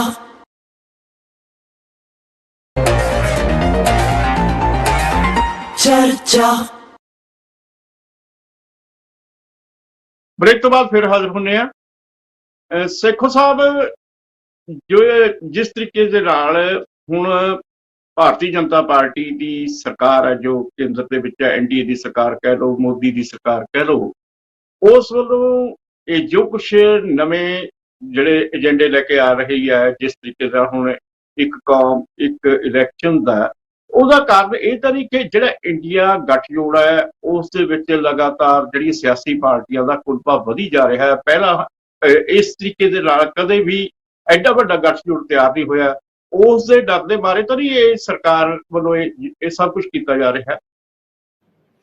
ਨਹੀਂ, ਇਹ ਐਗਜ਼ੈਕਟਲੀ ਨਹੀਂ ਕਿਹਾ ਜਾ ਸਕਦਾ, ਕਿਉਂਕਿ ਅਗਲੀ ਇਲੈਕਸ਼ਨਸ ਬੀਜੇਪੀ ਵਾਸਤੇ ਬਹੁਤ ਕ੍ਰੂਸ਼ੀਅਲ ਹੈਗੀ ਆ। ਜੇ ਉਹ ਮੰਨ ਲਓ ਬੀਜੇਪੀ ਸਰਕਾਰ ਜਿੱਤਦੀ, NDA ਬਣਦੀ ਹੈ, ਤਾਂ ਮੋਦੀ ਸਾਹਿਬ ਤੀਸਰੀ ਵਾਰੀ ਪ੍ਰਧਾਨ ਮੰਤਰੀ ਬਣਨਗੇ, ਔਰ ਉਹ ਨਹਿਰੂ ਸਾਹਿਬ ਦਾ ਜਿਹੜਾ ਹੈਗਾ ਵਾ ਉਹਦੀ ਬਰਾਬਰਤਾ ਉਸ ਤਰੀਕੇ ਨਾਲ ਕਰਨਗੇ, ਭਾਵੇਂ ਕਿ ਨਹਿਰੂ ਸਾਹਿਬ ਉਹ ਤੀਸਰੀ ਟਰਮ ਆਪਣੀ ਪੂਰੀ ਨਹੀਂ ਕਰ ਸਕੇ। ਦੂਸਰਾ ਹੈਗਾ ਕਿ ਉਹ ਆਪਣਾ ਏਜੰਡਾ ਉਹਨਾਂ ਨੇ ਸ਼ੁਰੂ ਕੀਤਾ, ਉਹ ਏਜੰਡੇ ਨੂੰ ਲੌਜੀਕਲ ਐਂਡ ਤੱਕ ਜਿਹੜਾ ਪਹੁੰਚਾਉਣ ਦੀ ਉਹ ਕੋਸ਼ਿਸ਼ ਕਰਨਗੇ। ਏਜੰਡਾ ਕੀ ਹੈਗਾ ਵਾ ਕਿ ਕਿਸੇ ਤਰੀਕੇ ਦੇ ਨਾਲ ਜਿਹੜਾ ਖਾਸ ਕਰਕੇ ਜਿਹੜਾ ਉਹਨਾਂ ਨੇ ਆਪਣਾ ਬੇਸ ਤਿਆਰ ਕੀਤਾ ਵਾ, ਜਾਂ ਜਿਹੜਾ ਉਹਨਾਂ ਨੇ ਆਪਾਂ ਪੋਲੀਟੀਕਲ ਢਾਂਚਾ ਤਿਆਰ ਕੀਤਾ ਵਾ ਉਹਨੂੰ ਥੋੜਾ ਜਿਹਾ ਹੋਰ ਸਟਰੈਂਥਨ ਕੀਤਾ ਜਾਵੇ, ਉਹਨੂੰ ਹੋਰ ਇੰਸਟੀਟਿਊਸ਼ਨਲਾਈਜ਼ ਕੀਤਾ ਜਾਵੇ। ਇੰਡੀਆ, ਇਹ ਤੁਹਾਡੀ ਗੱਲ ਠੀਕ ਹੈਗੀ ਆ ਕਿ 77 ਦੇ ਵਿੱਚ ਜਾਂ 89 ਦੇ ਵਿੱਚ ਕਦੀ ਵੀ ਇਲੈਕਸ਼ਨ ਤੋਂ ਪਹਿਲਾਂ ਆਪੋਜੀਸ਼ਨ ਪਾਰਟੀ ਦਾ ਜਿਹੜਾ ਸੀ ਕਦੀ ਏਡਾ ਵੱਡਾ ਅਲਾਇੰਸ ਨਹੀਂ ਸੀ ਬਣਿਆ। ਪਰ ਮੈਨੂੰ ਅਜੇ ਵੀ ਲੱਗਦਾ ਕਿ ਇਹ ਜਿਹੜਾ ਅਲਾਇੰਸ ਹੈਗਾ ਵਾ ਇਹਦੇ ਵਿੱਚ ਬਹੁਤ ਸਾਰੀਆਂ ਢਾਂਚਾਗਤ ਸਮੱਸਿਆਵਾਂ ਹੈਗੀਆਂ, ਬਹੁਤ ਸਾਰੀਆਂ ਕੰਟਰਾਡਿਕਸ਼ਨਸ ਹੈਗੀਆਂ ਉਹਦੇ ਵਿੱਚੋਂ। ਖਾਸ ਕਰਕੇ ਜਿਹੜੀ ਲੀਡਿੰਗ ਪਾਰਟੀ ਹੈਗੀ ਆ ਕਾਂਗਰਸ ਪਾਰਟੀ ਆ, ਉਹ ਜਿਨ੍ਹਾਂ ਸਟੇਟਾਂ ਦੇ ਵਿੱਚ ਉਹਦੀ ਜਿਹੜੀ ਆਪਣੀ ਸਟੇਟ ਉਹਦੀ ਐਗਜ਼ਿਸਟੈਂਸ ਹੈਗੀ ਆ ਉੱਥੇ ਢਾਂਚਾ ਬਹੁਤ ਵੀਕ ਆ। ਜਿੱਦਾਂ ਅਸੀਂ ਦੇਖਿਆ ਕਿ ਪਿਛਲੀਆਂ 2 ਇਲੈਕਸ਼ਨਸ ਦੇ ਵਿੱਚ ਉਹਦੀ ਜਿਹੜੀ ਪਰਫਾਰਮੈਂਸ ਸੀ ਪਾਰਲੀਮੈਂਟ ਦੇ ਵਿੱਚ, ਰਾਜਸਥਾਨ ਦੇ ਵਿੱਚ, ਮੱਧ ਪ੍ਰਦੇਸ਼ ਦੇ ਵਿੱਚ, ਛੱਤੀਸਗੜ੍ਹ ਦੇ ਵਿੱਚ, ਉਹ ਬਹੁਤ ਜ਼ਿਆਦਾ ਜਿਹੜੀ ਸੀਗੀ ਜਿਹੜੀ ਉਸ ਐਕਸਪੈਕਟੇਸ਼ਨ ਦੇ ਉੱਤੇ ਨਹੀਂ ਸੀ ਹੈਗੀ। ਦੂਸਰਾ ਇਹਦੇ ਨਾਲ ਹੈ ਕਿ ਜਿਹੜਾ ਖਾਸ ਕਰਕੇ ਆ ਤੁਸੀਂ ਦੇਖਦਾ ਪੰਜਾਬ 'ਚ ਆਪਾਂ ਦੇਖ ਰਹੇ ਹਾਂ ਕਿ ਇਹਨਾਂ ਦੀ ਗੱਲਬਾਤ ਚੱਲ ਰਹੀ ਆ ਆਮ ਆਦਮੀ ਪਾਰਟੀ ਜਾਂ ਕਾਂਗਰਸ ਦੀ, ਜਾਂ ਕਾਂਗਰਸ ਦਾ ਜਿਹੜਾ ਏਜੰਡਾ ਹੈਗਾ ਵਾ ਉਹ ਵੈਸਟ ਬੰਗਾਲ ਦੇ ਵਿੱਚ ਕਿਸ ਤਰੀਕੇ ਨਾਲ ਐਡਜਸਟ ਕੀਤਾ ਜਾਊਗਾ ਜਿੱਥੇ ਲੈਫਟ ਪਾਰਟੀਆਂ ਉਹਦੇ ਨਾਲ ਹੈਗੀਆਂ। ਸੋ ਇਸ ਕਰਕੇ ਐਨਡੀਏ ਦੀਆਂ ਢਾਂਚਾਗਤ ਸਮੱਸਿਆ ਤੇ ਹੈਗੀਆਂ, ਪਰ ਕਿਉਂਕਿ ਉਹਨਾਂ ਨੇ ਬਹੁਤ ਇੱਕ ਬਰੇਵ ਜੁਆਇੰਟਲੀ ਜਿਹੜਾ ਹੈਗਾ ਸਾਂਝੇ ਤੌਰ ਤੇ ਇੱਕ ਵੱਡਾ ਮਹਾਜ ਖੜਾ ਕਰਨ ਦਾ ਇਮੇਜ ਦਿੱਤਾ ਵਾ, ਜਿਹਦੇ ਨਾਲ ਇਹ ਸਰਕਾਰ ਨੂੰ ਲੱਗਦਾ ਹੈ ਕਿ ਪਾਸਾ ਪਲਟ ਜਾਂਦਾ। ਹਾਂ, ਇਹ ਗੱਲ ਜ਼ਰੂਰ ਹੈਗੀ ਆ ਕਿ ਜੇ ਪਾਸਾ ਪਲਟਦਾ ਵਾ ਤੇ ਜਿਹੜੀਆਂ ਪਿਛਲੇ 10 ਸਾਲਾਂ ਦੇ ਵਿੱਚ ਇਹ ਸਰਕਾਰ ਨੇ ਜੋ ਗਲਤੀਆਂ ਕੀਤੀਆਂ ਹੈ, ਚਾਹੇ ਡੀਮੋਨੇਟਾਈਜੇਸ਼ਨ ਦੀ ਗਲਤੀ ਹੈਗੀ ਸੀਗੀ, ਚਾਹੇ ਪਿਛਲੇ ਸਮੇਂ ਦੇ ਵਿੱਚ ਜਿਸ ਕਿਸਮ ਦੇ ਕੁਝ ਲੋਕਾਂ ਨੂੰ ਕਹਿੰਦੇ ਆ ਉਹਨਾਂ ਨੇ ਫਾਇਦਾ ਪਹੁੰਚਾਇਆ ਗਿਆ ਹੈਗਾ, ਜਾਂ ਜਿਸ ਤਰੀਕੇ ਨਾਲ 2019 ਦੀਆਂ ਇਲੈਕਸ਼ਨ ਜਿਹੜੀਆਂ ਸੀਗੀਆਂ ਉਹ ਮੈਨੇਜ ਹੋਈਆਂ, ਜਾਂ ਜਿਸ ਤਰੀਕੇ ਨਾਲ ਦੇਵਾਸ਼ਿਸ਼ ਜਿਹੜੇ ਆਪਣੇ ਸੀ ਉੱਥੋਂ ਦੇ ਦੇਵ ਜਿਹੜੇ ਅਸ਼ੋਕਾ ਯੂਨੀਵਰਸਿਟੀ ਜਿਹੜੇ ਆਪਣੇ ਟੀਚਰ ਸੀਗੇ, ਜਿਹੜਾ ਉਹਨਾਂ ਦੇ ਪੇਪਰ ਆਇਆ ਸੀਗਾ ਕਿ ਕਿਸ ਤਰੀਕੇ ਦੇ ਨਾਲ ਉਹਨਾਂ ਦੀ ਮੈਨੇਜਮੈਂਟ ਹੋਈ ਆ, ਕਿ ਜਿੱਥੇ ਖਾਸ ਕਰਕੇ ਮਾਰਜਨ ਬਹੁਤ ਘੱਟ ਸੀਗਾ, ਜਿੱਥੇ ਮਿਨੋਰਟੀ ਕਮਿਊਨਿਟੀ ਸੀਗੀਆਂ, ਇਹ ਸਾਰੀ ਇਲੈਕਸ਼ਨ ਦੀ ਜਿਹੜੀ ਮੈਨੇਜਮੈਂਟ ਹੈਗੀ ਆ ਇਹ ਸਾਰੀਆਂ ਗੱਲਾਂ ਬਾਹਰ ਆਉਣਗੀਆਂ।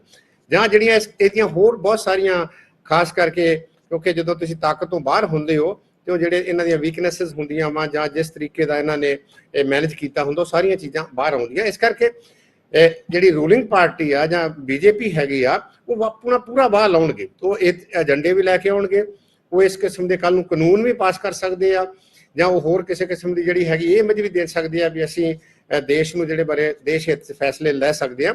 ਇਹ ਗੱਲ ਠੀਕ ਹੈ ਕਿ ਉਹਨਾਂ ਦੇ ਦਿਮਾਗ 'ਚ ਕਿਤੇ ਨਾ ਕਿਤੇ ਇਹ ਗੱਲ ਜ਼ਰੂਰ ਹੋਊਗੀ ਤੇ ਏਡਾ ਵੱਡਾ ਗੱਠਜੋੜ ਬਣ ਗਿਆ। ਔਰ ਇਹ ਗੱਠਜੋੜ ਦੇ ਜਿਹੜੀ ਖਾਸ ਕਰਕੇ ਹੈਗਾ ਕਿ ਸਾਰੀਆਂ ਕੰਟਰਾਡਿਕਸ਼ਨ ਦੇ ਬਾਵਜੂਦ ਵੀ ਕੋਈ ਬਹੁਤ ਵਿਜ਼ੀਬਲ ਜਿਹੜੀ ਹੈਗੀ ਆ ਚੀਜ਼ ਉਹਨਾਂ ਦੇ ਵਿੱਚੋਂ ਸਾਹਮਣੇ ਨਹੀਂ ਆਈ ਕਿ ਜਿੱਥੇ ਨਾਲ ਉਹਨਾਂ ਨੂੰ ਲੱਗਦਾ ਹੋਊਗਾ ਵੀ ਇਹਦਾ ਅੱਗੇ ਚੱਲਣਾ ਬਹੁਤ ਮੁਸ਼ਕਲ ਆ। ਇਹ ਗੱਲ ਠੀਕ ਆ ਕਿ ਜਿਵੇਂ ਤੁਸੀਂ ਕਿਹਾ ਹੈ ਕਿ ਇਸ ਤਰ੍ਹਾਂ ਦੇ ਏਜੰਡੇ ਲੈ ਕੇ ਆ ਸਕਦੀ ਹੈ ਸਰਕਾਰ, ਲਿਆ ਵੀ ਰਹੀ ਹੈ, ਤੇ ਜਿਵੇਂ ਭਾਰਤ ਤੇ ਇੰਡੀਆ ਦਾ ਇੱਕ ਰੌਲਾ ਪਿਆ ਹੋਇਆ, ਇੰਡੀਆ ਇੱਕ ਹੀ ਭਾਰਤ ਹੈ, ਇਹ ਵੀ ਮੁੱਦਾ ਹੈ, ਇਸ ਦੇ ਨਾਲ ਆਪਾਂ ਜੋੜ ਕੇ ਦੇਖ ਸਕਦੇ ਹਾਂ। ਪਤਾ ਨਹੀਂ ਅਨਸੈਸਰੀ ਮੁੱਦੇ ਹੈਗੇ। ਇੰਡੀਆ ਭਾਰਤ ਵਾ, ਭਾਰਤ ਇੰਡੀਆ, ਤੁਸੀਂ ਦੇਖੋ ਉਹਨਾਂ ਦਾ ਜਿਹੜਾ ਏਜੰਡਾ ਸੀਗਾ ਕਿ ਭਾਰਤ ਜੁੜੇਗਾ ਤੇ ਇੰਡੀਆ ਜਿਹੜਾ ਹੈਗਾ ਵਾ ਉਹ ਜਿੱਤੇਗਾ। ਅਸਲ ਦੇ ਵਿੱਚ ਇਹ ਜਿਹੜਾ ਇੰਡੀਆ ਤੇ ਭਾਰਤ ਦਾ ਜਿਹੜਾ ਸੀਗਾ, ਇੱਕ ਸਰਦ ਜੋਸ਼ੀ ਸਾਹਿਬ ਸੀਗੇ ਮਹਾਰਾਸ਼ਟਰ ਦੇ ਬਹੁਤ ਵੱਡੇ ਕਿਸਾਨ ਲੀਡਰ ਸੀ, ਇਹ ਉਹਨਾਂ ਨੇ ਕਨਸੈਪਟ ਦਿੱਤਾ ਸੀਗਾ ਕਿ ਜਿਹੜੇ ਪਿੰਡਾਂ 'ਚ ਰਹਿੰਦੇ ਆ ਜਿਹੜੇ ਗਰੀਬ ਲੋਕ ਹੈ ਉਹ ਭਾਰਤ ਹੈਗਾ ਵਾ, ਜਿਹੜੇ ਸ਼ਹਿਰਾਂ 'ਚ ਰਹਿੰਦੇ ਆ ਸਾਧਨ ਸੰਪੰਨ ਵਾਲੇ ਉਹ ਇੰਡੀਆ। ਤੁਸੀਂ ਦੇਖਿਆ ਨਾ ਕਿ 2004 ਦੇ ਵਿੱਚ ਵਾਜਪਾਈ ਸਾਹਿਬ ਦਾ ਜਿਹੜਾ ਸਲੋਗਨ ਸੀਗਾ ਉਹ ਇੰਡੀਆ ਸ਼ਾਈਨਿੰਗ ਸੀਗਾ ਕਿ ਇੰਡੀਆ ਸ਼ਾਈਨ ਕਰ ਰਿਹਾ, ਇਸ ਕਰਕੇ ਉਹਨਾਂ ਨੇ ਇਲੈਕਸ਼ਨ ਦੀ ਪ੍ਰੀਪੋਨ ਕਰ ਲਈ ਸੀ। ਫਿਰ ਅਲਟੀਮੇਟਲੀ ਹੋਇਆ ਕਿ ਇੰਡੀਆ ਤਾਂ ਸ਼ਾਈਨ ਨਹੀਂ ਕੀਤਾ, ਪਰ ਭਾਰਤ ਦੇ ਲੋਕ ਜਿਹੜੇ ਆ ਉਹਨਾਂ 'ਚ ਥੋੜੀ ਜਾਗਰਤੀ ਆ ਗਈ। ਇਸ ਅਲਾਇੰਸ ਨੇ ਪਹਿਲੀ ਵਾਰੀ ਜਿਹੜਾ, ਕਿਉਂਕਿ ਸਿੰਬਲਸ ਦੀ ਬਹੁਤ ਇੰਪੋਰਟੈਂਸ ਹੁੰਦੀ ਆ ਕਿ ਜਿਹੜਾ ਇਸ ਕਿਸਮ ਦੇ ਸਿੰਬਲ ਹੁੰਦੇ ਆ, ਇਹਨਾਂ ਨੇ ਦੋਵੇਂ ਸਿੰਬਲ ਆਪਣੇ ਕੋਲ ਲੈ ਲਏ, ਭਾਰਤ ਵੀ ਲੈ ਲਿਆ ਤੇ ਵੀ ਭਾਰਤ ਜਿਹੜਾ ਹੈਗਾ ਲੋਕਾਂ ਦੇ ਨਾਲ ਲੈ ਲਿਆ, ਤੇ ਇੰਡੀਆ ਜਿਹੜਾ ਹੈਗਾ ਇਹ ਇਨਕਲੂਸਿਵ ਅਲਾਇੰਸ ਨੂੰ ਇੱਕ ਜਿਹੜਾ ਹੈਗਾ ਵਾ ਇਹ ਉਹਦੀ ਐਬਰੀਵੇਸ਼ਨ ਹੈਗੀ ਆ। ਸੋ ਇਸ ਕਰਕੇ ਇਹਨਾਂ ਨੂੰ ਲੱਗਦਾ ਹੋਊਗਾ। ਇਸ ਤੋਂ ਇਹ ਗੱਲ ਬਹੁਤ ਸਿੱਧ ਹੁੰਦੀ ਆ ਕਿ ਜਿਹੜੇ ਤਾਕਤ ਜਿਹੜੀ ਧਿਰ ਜਿਹੜੀ ਹੈਗੀ ਪਾਵਰ ਦੇ ਵਿੱਚ ਆ, ਅੰਦਰੋਂ ਕਿਤੇ ਨਾ ਕਿਤੇ ਉਹਨਾਂ ਨੂੰ ਤੌਖਲਾ ਜ਼ਰੂਰ ਹੈਗਾ, ਕਿਤੇ ਨਾ ਕਿਤੇ ਉਹਨਾਂ ਨੂੰ ਡਰ ਜ਼ਰੂਰ ਹੈਗਾ। ਨਹੀਂ ਤੇ ਇਸ ਲੈਵਲ ਤੇ ਆਣ ਕੇ ਤੁਸੀਂ ਦੇਖੋ ਵੀ ਤੁਸੀਂ ਕਿੱਦਾਂ ਵੀ ਦਾ ਪੀਪਲ ਆਫ ਇੰਡੀਆ ਵਾ, ਇਹਦਾ ਮਤਲਬ ਸੰਵਿਧਾਨ ਬਦਲੋਗੇ।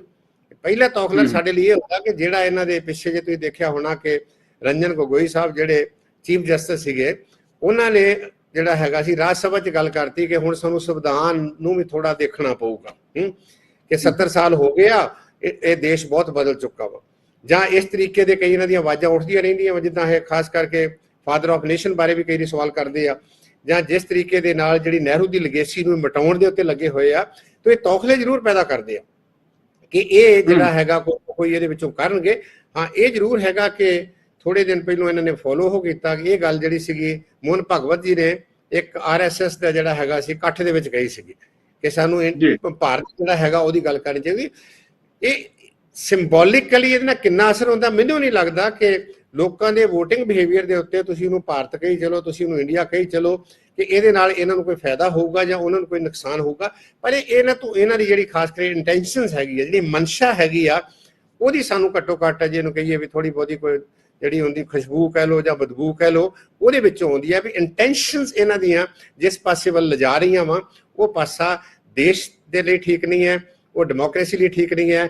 ਅਸੀਂ ਹੁਣੇ ਦੇਖਿਆ ਸੀਗਾ ਕਿਸ ਤਰੀਕੇ ਨਾਲ ਆਪਣਾ ਜਿਹੜਾ ਤਾਮਿਲਨਾਡੂ ਦੇ ਵਿੱਚ ਪਹਿਲਾਂ ਦਹੀਂ ਦਾ ਇੱਕ ਇਸ਼ੂ ਉੱਠਿਆ ਸੀਗਾ ਤੇ ਹੁਣ ਜਿਹੜੀ ਉੱਥੋਂ ਸਟੇਟਮੈਂਟ ਆਈ ਆ, ਤਾਂ ਇਸ ਤਰੀਕੇ ਜਿਹੜੀ ਡਿਵੀਜ਼ਨ ਜਿਹੜੀ ਹੁੰਦੀ ਆ ਉਹ ਮੈਨੂੰ ਨਹੀਂ ਲੱਗਦਾ ਵੀ ਇਹਨਾਂ ਨੂੰ ਕੀ ਫਾਇਦਾ ਕਰੂਗੀ।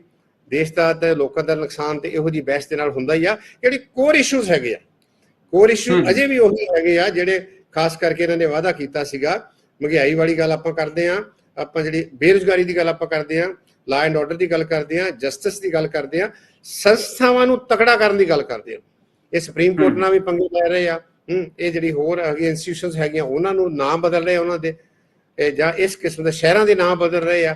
ਤਾਂ ਇੱਥੋਂ ਇਹ ਲੱਗਦਾ ਕਿ ਇਹਨਾਂ ਨੂੰ ਜਾਂ ਤਾਂ ਕਾਹਲੀ ਦੇ ਵਿੱਚ ਹੈਗੇ ਆ ਵੀ ਆਉਣ ਵਾਲਾ ਸਮੇਂ ਦੇ ਵਿੱਚ ਸਾਨੂੰ ਚੈਲੰਜ ਮਿਲ ਸਕਦਾ ਵਾ, ਜਾਂ ਇਹਨਾਂ ਨੂੰ ਲੱਗਦਾ ਵੀ ਇਹਦੇ ਨਾਲ ਅਸੀਂ ਲੋਕਾਂ ਨੂੰ ਮੋਬਿਲਾਈਜ਼ ਕਰਕੇ ਤੇ ਲੋਕਾਂ ਦਾ ਧਿਆਨ ਅਸਲੀ ਮੁੱਦਿਆਂ ਤੋਂ ਹਟਾ ਕੇ ਤੇ ਵੋਟਾਂ ਲੈ ਕੇ ਤੇ ਫਿਰ ਅਗਲੀ ਵਾਰ ਸਰਕਾਰ ਬਣਾ ਸਕਦੇ ਆ। ਇੱਕ ਪ੍ਰੋਫੈਸਰ ਇੱਕ ਹੋਰ ਵੀ ਗੱਲ ਦੱਸਿਓ ਕਿ ਜਿਵੇਂ ਆਪਾਂ ਸ਼ੁਰੂਆਤ ਦੇ ਵਿੱਚ ਗੱਲ ਕੀਤੀ ਹੈ, ਉਹਦੇ ਵਿੱਚ ਸਭ ਤੋਂ ਪਹਿਲਾਂ ਜਿਹੜਾ 18 ਸਤੰਬਰ ਨੂੰ ਸਪੈਸ਼ਲ ਸੈਸ਼ਨ ਬੁਲਾ ਰਹੇ ਨੇ, ਜਿਹਦੇ ਵਿੱਚ ਇਹ ਸ਼ੰਕੇ ਨੇ ਇਸ ਗੱਲ ਦੇ ਕਿ ਸਰਕਾਰ ਵੱਲੋਂ ਇੱਕ ਕੌਮ ਇੱਕ ਚੋਣ ਦਾ ਜਿਹੜਾ ਬਿੱਲ ਲਿਆਂਦਾ ਜਾ ਸਕਦਾ ਹੈ। ਇਸ ਸੰਬੰਧ ਵਿੱਚ ਜਿਵੇਂ ਹੁਣ ਵਿਰੋਧੀ ਧਿਰ ਵੱਲੋਂ ਇਸ ਦਾ ਵਿਰੋਧ ਕੀਤਾ ਜਾ ਰਿਹਾ ਹੈ, ਜੇਕਰ ਵਿਰੋਧੀ ਧਿਰਾਂ ਦੀ ਸਰਕਾਰਾਂ ਟੁੱਟਣਗੀਆਂ ਜਾਂ ਮਤਲਬ ਜੇ ਇਹ ਬਿੱਲ ਆ ਵੀ ਜਾਂਦਾ ਜਾਂ ਬਿੱਲ ਪਾਸ ਹੋ ਜਾਂਦਾ ਤਾਂ ਉਸ ਤਰੀਕੇ ਨਾਲ ਭਾਰਤੀ ਜਨਤਾ ਪਾਰਟੀ ਦੀ ਸਰਕਾਰਾਂ ਵੀ ਤਾਂ ਟੁੱਟਣਗੀਆਂ। ਇੱਥੋਂ ਤੱਕ ਨਹੀਂ ਪਹੁੰਚਦੇ। ਇਹ ਇੱਕ ਸਲੋਗਨ ਹੀ ਬਹੁਤ ਜਿਹੜਾ ਇੱਕ ਕੌਮ ਵਾਲਾ ਸਲੋਗਨ ਨੇ ਜਿੰਨੀ ਤਬਾਹੀ ਦੇਸ਼ਾਂ ਦੇ ਵਿੱਚ ਇਹਨੇ ਕੀਤੀ ਆ, ਤੁਸੀਂ ਇਹਦਾ ਅੰਦਾਜ਼ਾ ਨਹੀਂ ਲਾ ਸਕਦੇ। ਇਹਦਾ ਮਤਲਬ ਹੈਗਾ ਕਿ ਤੁਸੀਂ ਸਾਰਿਆਂ ਨੂੰ ਇੱਕੇ ਰੱਸੇ ਦੇ ਨਾਲ ਜਿਹੜਾ ਹੈਗਾ ਉਹ ਬੰਨਣਾ ਚਾਹੁੰਦੇ ਜੋ। ਸਾਡੇ ਦੇਸ਼ 'ਚ ਡਾਇਵਰਸਿਟੀ ਬਹੁਤ ਆ ਦਰਸ਼ਕ ਸਾਹਿਬ। ਸਾਊਥ ਦੇ ਵਿੱਚ ਹਿੰਦੂ ਜਿਹੜੇ ਆ ਉਹ ਬਰੀਅਲ ਕਰਦੇ ਆ, ਉਹ ਜਲਾਉਂਦੇ ਨਹੀਂ ਹੈਗੇ। ਲੋਕਾਂ ਦਾ ਖਾਣ ਪਾਣ ਵੱਖਰਾ ਹੈ, ਲੋਕਾਂ ਦਾ ਸੱਭਿਆਚਾਰ ਵੱਖਰਾ ਹੈ। ਕੀ ਤੁਸੀਂ ਪੰਜਾਬ ਨੂੰ ਉਸ ਰਸੇ 'ਚ ਬੰਨ ਲੋਗੇ? ਭਾਵੇਂ ਕਿ ਅਕਾਲੀ ਦਲ ਵਾਲੇ ਬੰਦੇ ਸਮਝ ਨਹੀਂ ਆਈ, ਮੈਂ ਕਿਤੇ ਪੜ੍ਹ ਰਿਹਾ ਸੀ ਬੈਠਾ, ਅਕਾਲੀ ਦਲ ਵਾਲਿਆਂ ਨੇ ਸਪੋਰਟ ਕਰ ਦਿੱਤਾ ਇਸ ਚੀਜ਼ ਨੂੰ। ਇੱਕ ਇਲੈਕਸ਼ਨ ਐਟ ਅ ਟਾਈਮ ਹੋਣੀ ਚਾਹੀਦੀ ਆ। ਕਿ ਅਕਾਲੀ ਦਲ ਨੇ ਕਰਤਾ ਪਰ ਲੋਕੀ ਨੂੰ ਐਕਸੈਪਟ ਕਰਨਗੇ? ਕੀ ਨਾਰਥ ਈਸਟ ਐਕਸੈਪਟ ਕਰੂਗਾ? ਸਾਊਥ ਵਾਲੇ ਐਕਸੈਪਟ ਕਰਨਗੇ? ਕਸ਼ਮੀਰ ਐਕਸੈਪਟ ਕਰੂਗੇ? ਖਲਾਰਾ ਬਹੁਤ ਪਊਗਾ। ਮੈਨੂੰ ਇਹ ਲੱਗਦਾ ਕਿ ਕਮੇਟੀਆਂ ਬਣਾਉਂਦੀਆਂ ਇਹਨਾਂ ਨੇ ਇੱਕ ਬਹਿਸ ਸ਼ੁਰੂ ਕੀਤੀ ਆ। ਬਹਿਸ ਦਾ ਮਕਸਦ ਇਹੀ ਹੋ ਸਕਦਾ ਵੀ ਕੋਰ ਮੁੱਦਿਆਂ ਤੋਂ ਆਪੋਜੀਸ਼ਨ ਪਾਰਟੀਆਂ ਦਾ, ਲੋਕਾਂ ਦਾ ਧਿਆਨ ਹਟ ਕੇ ਇਸ ਮੁੱਦੇ ਵੱਲ ਆ ਜਾਵੇ, ਜੇ ਚੋ ਫਾਰ ਦਾ ਟਾਈਮ। ਹਾਂ, ਜੇ ਉਹ ਕਰਨਗੇ ਤਾਂ ਦੇਸ਼ ਲਈ, ਲੋਕਤੰਤਰ ਦੇ ਨਿਜ਼ਾਮ ਲਈ, ਤੁਹਾਡੇ ਸਾਡੇ ਵਾਸਤੇ ਬਹੁਤ ਜ਼ਿਆਦਾ ਜਿਹੜਾ ਉਹ ਚੈਲੰਜਿੰਗ ਹੋਊਗਾ। ਪਰ ਮੈਨੂੰ ਲੱਗਦਾ ਕਿ ਇਹ ਕਰਨਗੇ ਨਹੀਂ। ਬਹਿਸ ਸ਼ੁਰੂ ਕੀਤੀ ਇਹਨਾਂ ਨੇ, ਇਹੀ ਇਹਨਾਂ ਕੋਲ ਹੈਗਾ ਸੀ ਇਸ ਸਮੇਂ, ਥੋੜੇ ਸਮੇਂ ਦੇ ਵਿੱਚ ਕਰਨ ਦਾ। ਕਿਉਂਕਿ ਇਸ ਵੇਲੇ ਤੁਸੀਂ ਦੇਖਿਆ ਹੋਣਾ ਕਿ ਮਲਕ ਸਾਹਿਬ ਕੀ ਕਹਿ ਰਹੇ ਆ ਵੀ ਇਹ ਅਗਲੀ ਇਲੈਕਸ਼ਨ ਜਿੱਤਣ ਵਾਸਤੇ ਕੁਝ ਵੀ ਕਰ ਸਕਦੇ ਆ। ਜਿਹੜਾ ਪਿਛਲੀ ਵਾਰੀ 2019 ਦੇ ਵਿੱਚ ਇੱਕ ਉੱਥੇ ਕਸ਼ਮੀਰ ਦੇ ਵਿੱਚ ਇਨਸੀਡੈਂਟ ਹੋਇਆ ਸੀਗਾ, ਉਸ ਇਨਸੀਡੈਂਟ ਤੋਂ ਪਹਿਲੋਂ ਜਿੰਨੇ ਵੀ ਚੋਣ ਸਰਵੇ ਆਉਂਦੇ ਆ, ਜਿੰਨੀਆਂ ਵੀ ਰਿਪੋਰਟਾਂ ਹੈਗੀਆਂ ਸੀ, ਬੀਜੇਪੀ 200 ਤੋਂ ਉੱਪਰ ਨਹੀਂ ਸੀ ਜਾਂਦੀ। ਬੀਜੇਪੀ ਨੇ ਪਿਛਲੀ ਵਾਰੀ ਹੀ ਤਾਕਤ ਤੋਂ ਬਾਹਰ ਹੋ ਜਾਣਾ ਸੀਗਾ, ਪਰ ਉਹ ਇੱਕ ਬਾਲਾ ਚੱਕ ਵਾਲਾ ਇੱਕ ਹੋਣ ਦੇ ਕਰਕੇ ਇਹ ਸਾਰੇ ਦਾ ਸਾਰਾ ਜਿਹੜਾ ਪੈਂਤੜਾ ਬਦਲ ਗਿਆ। ਹੁਣ ਬਾਰ-ਬਾਰ ਤੁਸੀਂ ਦੇਖਿਆ ਹੋਣਾ ਕਿ ਬਹੁਤ ਸਾਰੇ ਲੋਕ ਜਿਹੜੇ ਹੈਗੇ ਆ ਉਹ ਕੁਐਸਚਨ ਕਰ ਰਹੇ ਲੋਕਾਂ ਨੂੰ ਵੀ ਕੁਝ ਵੀ ਹੋ ਸਕਦਾ, ਕੁਝ ਵੀ ਕਰ ਸਕਦੇ ਆ। ਤੇ ਮੇਰਾ ਖਿਆਲ ਹੈ ਵੀ ਜੇ ਕੋਈ ਨੇਚਰ ਦੇ ਵਿੱਚ ਵੀ ਕੋਈ ਚੀਜ਼ ਹੁੰਦੀ, ਨੈਚੁਰਲ ਵੀ ਹੁੰਦੀ, ਸ਼ਾਇਦ ਹੋ ਸਕਦਾ ਲੋਕੀ ਉਹਨੂੰ ਵਿਸ਼ਵਾਸ ਨਾ ਕਰਨ ਔਰ ਇਹਨਾਂ ਦਾ ਜਿਹੜਾ ਹੋਊਗਾ ਰਾਜਨੀਤਿਕ ਪੈਂਤੜਾ ਉਹ ਸਿਰੇ ਨਾ ਲੱਗੇ। ਇਸੇ ਕਰਕੇ ਹੀ ਇਹੋ ਜਿਹੀ ਬਹਿਸ, ਇਹੋ ਜਿਹੇ ਮੁੱਦੇ ਅੱਗੇ ਲਿਆ ਕੇ ਲੋਕਾਂ ਨੂੰ ਉਹਦੇ ਵਿੱਚ ਉਲਝਾਈ ਰੱਖਣਾ ਚਾਹੁੰਦੇ ਆ।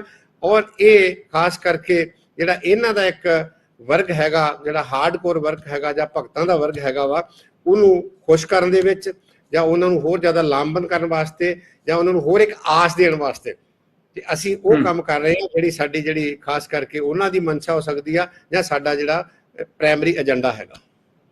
ਇੱਕ ਪ੍ਰੋਫੈਸਰ ਜਿਵੇਂ ਹੁਣ ਤੁਸੀਂ ਗੱਲ ਕੀਤੀ ਹੈ, ਇੰਡੀਆ ਦੀ ਗੱਲ ਕੀਤੀ ਸੀਗੀ ਕਿ ਮਤਲਬ ਤੁਸੀਂ ਇਹ ਸਮਝਦੇ ਹੋ ਵੀ ਜਿਹੜਾ ਇੰਡੀਆ ਗੱਠਜੋੜ ਬਣਾਇਆ ਇੱਕ ਇਹ ਆਪਣੇ ਆਪ ਦੇ ਵਿੱਚ ਬਹੁਤ ਹੀ ਪਾਵਰਫੁਲ ਮੈਸੇਜ ਦੇ ਰਿਹਾ ਪੂਰੇ ਭਾਰਤ ਦੇ ਵਿੱਚ। ਇਸੇ ਗੱਲ ਕਰਕੇ ਜਿਵੇਂ ਹੁਣ ਆਪਣਾ G20 ਦੀ ਮੀਟਿੰਗ ਹੋ ਰਹੀ ਆ, ਉਹਦੇ ਵਿੱਚ ਵੀ ਭਾਰਤ ਦੇ ਰਾਸ਼ਟਰਪਤੀ ਦਾ ਜ਼ਿਕਰ ਕਿਹਾ, ਇੰਡੀਆ ਦੇ ਰਾਸ਼ਟਰਪਤੀ ਨਹੀਂ ਲਿਖਿਆ ਗਿਆ। ਇਹ ਵੀ ਕਿਤੇ ਇੰਡੀਆ ਦਾ ਪ੍ਰਚਾਰ ਨਾ ਹੋਵੇ, ਇਹੀ ਕਾਰਨ ਹੈ। ਇਹ ਤਾਂ ਅਸੀਂ ਆਪਣਾ ਨਾ ਮਜ਼ਾਕ ਉਡਾ ਰਹੇ ਇਹੋ ਜਿਹੀਆਂ ਗੱਲਾਂ ਕਰਕੇ। ਜਿਹੜਾ ਅਸੀਂ ਜੇ ਮੇਰੇ ਕੋਈ ਦੇਸ਼ ਦੀ ਸੰਸਥਾ ਦਾ ਮਜ਼ਾਕ ਉੱਠਦਾ ਵਾ ਜਾਂ ਦੇਸ਼ ਦੇ ਸੰਵਿਧਾਨਕ ਪਦਾਂ ਦੇ ਉੱਤੇ ਬੈਠੇ ਵਿਅਕਤੀਆਂ ਬਾਰੇ ਲੋਕੀ ਕਹਿੰਦੇ ਆ, ਤੇ ਫਿਰ ਸਾਡੇ ਤੇ ਵੀ ਅਸਰ ਪੈਂਦਾ। ਇਹ ਛੋਟੀ ਇਹ ਚੀਜ਼ਾਂ ਜਿਹੜੀਆਂ ਹੁੰਦੀਆਂ ਇਹਦੇ ਨਾਲ ਦੇਸ਼ ਜਿਹੜਾ ਹੈਗਾ ਉਹ ਛੋਟਾ ਹੁੰਦਾ ਵਾ, ਔਰ ਇਹਦੇ ਨਾਲ ਇਮੇਜ ਜਿਹੜਾ ਬਾਹਰ ਚੰਗਾ ਨਹੀਂ ਜਾਂਦਾ। ਬਾਹਰ ਜਿਹੜੇ G20 ਆ ਜਾਂ ਜਿਹੜੇ ਦੂਸਰੇ ਲੋਕ ਬਹੁਤ ਸਿਆਣੇ ਆ, ਉਹ ਜਾਣਦੇ ਆ ਕਿਸ ਕਿਸਮ ਦੀ ਰਾਜਨੀਤੀ ਹੋ ਰਹੀ ਆ। ਤਾਂ ਇਹੋ ਜਿਹੀ ਜਿਹੜੀ ਰਾਜਨੀਤੀ ਹੁੰਦੀ ਆ ਉਹ ਦੇਸ਼ ਲਈ ਉਹ ਬਿਲਕੁਲ ਠੀਕ ਨਹੀਂ ਹੈਗੀ। ਇੱਕ ਨੂੰ ਕਹਿੰਦੇ ਨਾ ਬਹੁਤ ਉਸ ਦਰਜੇ ਦੀ ਰਾਜਨੀਤੀ ਹੈਗੀ ਆ, ਔਰ ਇਹ ਹੋਣਾ ਨਹੀਂ ਸੀ ਚਾਹੀਦਾ। ਖਾਸ ਕਰਕੇ ਜਦੋਂ G20 ਦੀ ਗੱਲ ਆਉਂਦੀ ਆ, ਜਦੋਂ ਇੰਡੀਆ ਇਸ ਵੇਲੇ ਉਹਨੂੰ ਹੋਸਟ ਕਰ ਰਿਹਾ ਵਾ, ਤੁਸੀਂ ਇਹੋ ਜਿਹੇ ਛੋਟੀਆਂ ਚੀਜ਼ਾਂ ਸਾਹਮਣੇ ਲਿਆ ਕੇ ਅਲਟੀਮੇਟਲੀ ਪ੍ਰੈਸ ਨੂੰ ਰੇਸ ਕਰਦੀ ਆ, ਪ੍ਰੈਸ ਨੂੰ ਉਠਾਉਂਦੀ ਆ, ਬਹਿਸ ਹੁੰਦੀ ਆ। ਇੰਡੀਆ 'ਚ ਵੀ ਹੋ ਰਹੀ ਆ, ਬਾਹਰਲੇ ਪਾਸੇ ਵੱਲ ਵੀ ਹੋ ਰਹੀ ਆ। ਇਹਦੇ ਨਾਲ ਘੱਟੋ ਘੱਟ ਦੇਸ਼ ਦਾ ਇਮੇਜ ਜਾਂ ਦੇਸ਼ ਦੇ ਲੋਕਤੰਤਰ ਦਾ ਇਮੇਜ ਜਾਂ ਸਾਡਾ ਇਮੇਜ ਜਿਹੜਾ ਵਾ ਉਹ ਬਹੁਤ ਠੀਕ ਹੈ। ਡਾਕਟਰ ਸਾਹਿਬ, ਇਹ ਆਪਾਂ ਗੱਲਬਾਤ ਜਾਰੀ ਰੱਖ ਰਹੇ ਹਾਂ, ਲੈਣੇ ਇੱਕ ਬ੍ਰੇਕ। ਚਰਚਾ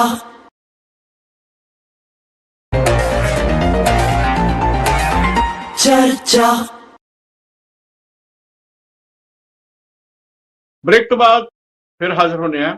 ਡਾਕਟਰ ਜਗਰੂਪ ਸਿੰਘ ਸੇਖੋਂ ਇਹ ਕਹਿ ਰਹੇ ਸੀਗੇ ਕਿ ਭਾਰਤੀ ਜਨਤਾ ਪਾਰਟੀ ਇਸ ਸਮੇਂ 2024 ਦੀਆਂ ਚੋਣਾਂ ਦੀ ਤਿਆਰੀ ਦੇ ਲਈ ਕੁਝ ਵੀ ਕਰ ਸਕਦੀ ਹੈ। ਇਹ ਸਰਕਾਰ ਵੱਲੋਂ ਹਮੇਸ਼ਾ ਹੀ, ਚਾਹੇ ਪਿਛਲੀਆਂ ਚੋਣਾਂ ਦਾ ਇਤਿਹਾਸ ਦੇਖਿਆ ਜਾਵੇ, ਉਹਦੇ ਵਿੱਚ ਅਜਿਹਾ ਕੁਝ ਕੀਤਾ ਹੈ, ਤੇ ਹੁਣ ਵੀ ਸੌੜੀ ਰਾਜਨੀਤੀ ਵੀ ਕਰ ਰਹੀ ਹੈ, ਤੇ ਲੋਕਾਂ ਦੇ ਵਿੱਚ ਅਜਿਹੇ ਮੁੱਦੇ ਲੈ ਕੇ ਜਾ ਰਹੀ ਹੈ, ਏਜੰਡੇ ਲੈ ਕੇ ਜਾ ਰਹੀ ਹੈ, ਜਿਸ ਦੇ ਨਾਲ ਦੇਸ਼ ਨੂੰ ਕਾਫੀ ਜ਼ਿਆਦਾ ਨੁਕਸਾਨ ਹੋ ਰਿਹਾ।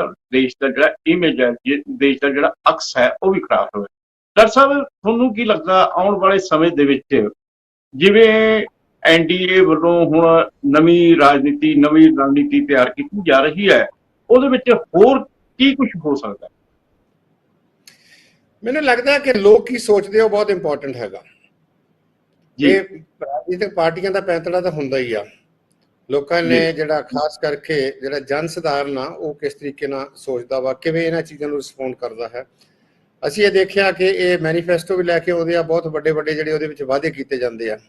ਇਹ ਸਰਕਾਰ ਨੇ ਵੀ ਬਹੁਤ ਵੱਡੇ ਵਾਅਦੇ ਕੀਤੇ ਸੀਗੇ, ਪਰ ਉਹਦਾ ਮਾਹੌਲ ਇਦਾਂ ਦਾ ਸੀਗਾ 2012-13 ਦੇ ਵਿੱਚ, ਜਿਹੜੀ ਖਾਸ ਕਰਕੇ ਉਸ ਸਮੇਂ ਦੀ ਸਰਕਾਰ ਸੀ, ਉਹਦੇ ਖਿਲਾਫ ਇਸ ਕਿਸਮ ਦੀ ਰਾਇਆਮਾ ਹੋ ਗਈ ਸੀ ਵੀ ਇਹ ਸਰਕਾਰ ਜਿਹੜੀ ਨਕੰਮੀ ਆ, ਇਹ ਸਰਕਾਰ ਡਿਸੀਜ਼ਨ ਨਹੀਂ ਲੈ ਰਹੀ। ਇਹ ਸਰਕਾਰ ਦੇ ਵਿੱਚ ਤੁਸੀਂ ਦੇਖੋ ਕਿੱਡੇ ਵੱਡੇ ਭ੍ਰਿਸ਼ਟਾਚਾਰ ਦੀ ਗੱਲ ਕੀਤੀ ਸੀਗੀ। G2 ਦੇ ਜਿਹੜਾ ਹੈਗਾ ਸੀ, ਇੱਕ ਟੈਲੀਕਾਮ ਦੇ ਵਿੱਚ 1,76,000 ਕਰੋੜ ਦਾ ਹੈਗਾ ਘਟਾਲਾ ਹੋ ਗਿਆ, ਦੂਸਰਾ ਹੋ ਗਿਆ, ਤੀਸਰਾ ਏਜੰਡਾ ਆ ਗਿਆ, ਪ੍ਰੋਪੇਗੈਂਡਾ ਆ ਗਿਆ। ਇਹ ਸਰਕਾਰ ਆਈ ਤਾਕਤ ਦੇ ਵਿੱਚ। ਇਹ ਠੀਕ ਆ ਕਿ ਇਹਨੇ ਜਿਹੜੀ ਡਿਸੀਜ਼ਨ ਮੇਕਿੰਗ ਇਹਦੀ ਬਹੁਤ ਜ਼ਿਆਦਾ ਜਿਹੜੀ ਹੈਗੀ ਆ ਉਹ ਕੁਇਕ ਹੈਗੀ ਆ, ਕੁਇਕ ਰਿਸਪੌਂਸ ਕਰਦੀ ਸਿਚੁਏਸ਼ਨਸ ਨੂੰ, ਪਰ ਉਹ ਕੁਇਕ ਰਿਸਪੌਂਸ ਦੇ ਨਾਲ ਜਾਂ ਇਹੋ ਜਿਹੇ ਡਿਸੀਜ਼ਨ ਦੇ ਨਾਲ ਕੀ ਅਲਟੀਮੇਟ ਲਾਰਜ ਸੈਗਮੈਂਟ ਜਿਹੜਾ ਸੋਸਾਇਟੀ ਦਾ ਉਹਨੂੰ ਫਾਇਦਾ ਹੋਇਆ ਕਿ ਨਹੀਂ ਹੋਇਆ, ਕੀ ਲੋਕਾਂ ਦੀ ਮੋਬਿਲਿਟੀ ਹੋਈ ਕਿ ਨਹੀਂ ਹੋਈ, ਕੀ ਉਹਨਾਂ ਦਾ ਐਜੂਕੇਸ਼ਨ ਦਾ ਲੈਵਲ ਵਧਿਆ ਕਿ ਨਹੀਂ ਵਧਿਆ, ਕੀ ਲੋਕਾਂ ਦਾ ਸੰਸਥਾਵਾਂ ਦੇ ਵਿੱਚ ਵਿਸ਼ਵਾਸ ਵਧਿਆ ਕਿ ਨਹੀਂ ਵਧਿਆ, ਕੀ ਸਾਡੀ ਡੈਮੋਕ੍ਰੇਸੀ ਦਾ ਇੰਡੈਕਸ ਜਿਹੜਾ ਵਾ ਉਹ ਉੱਪਰ ਗਿਆ ਕਿ ਨਹੀਂ ਗਿਆ। ਮੇਨ ਸਵਾਲ ਤਾਂ ਇਹੀ ਇਹਦੇ ਵਿੱਚ ਆਉਂਦੇ ਆ।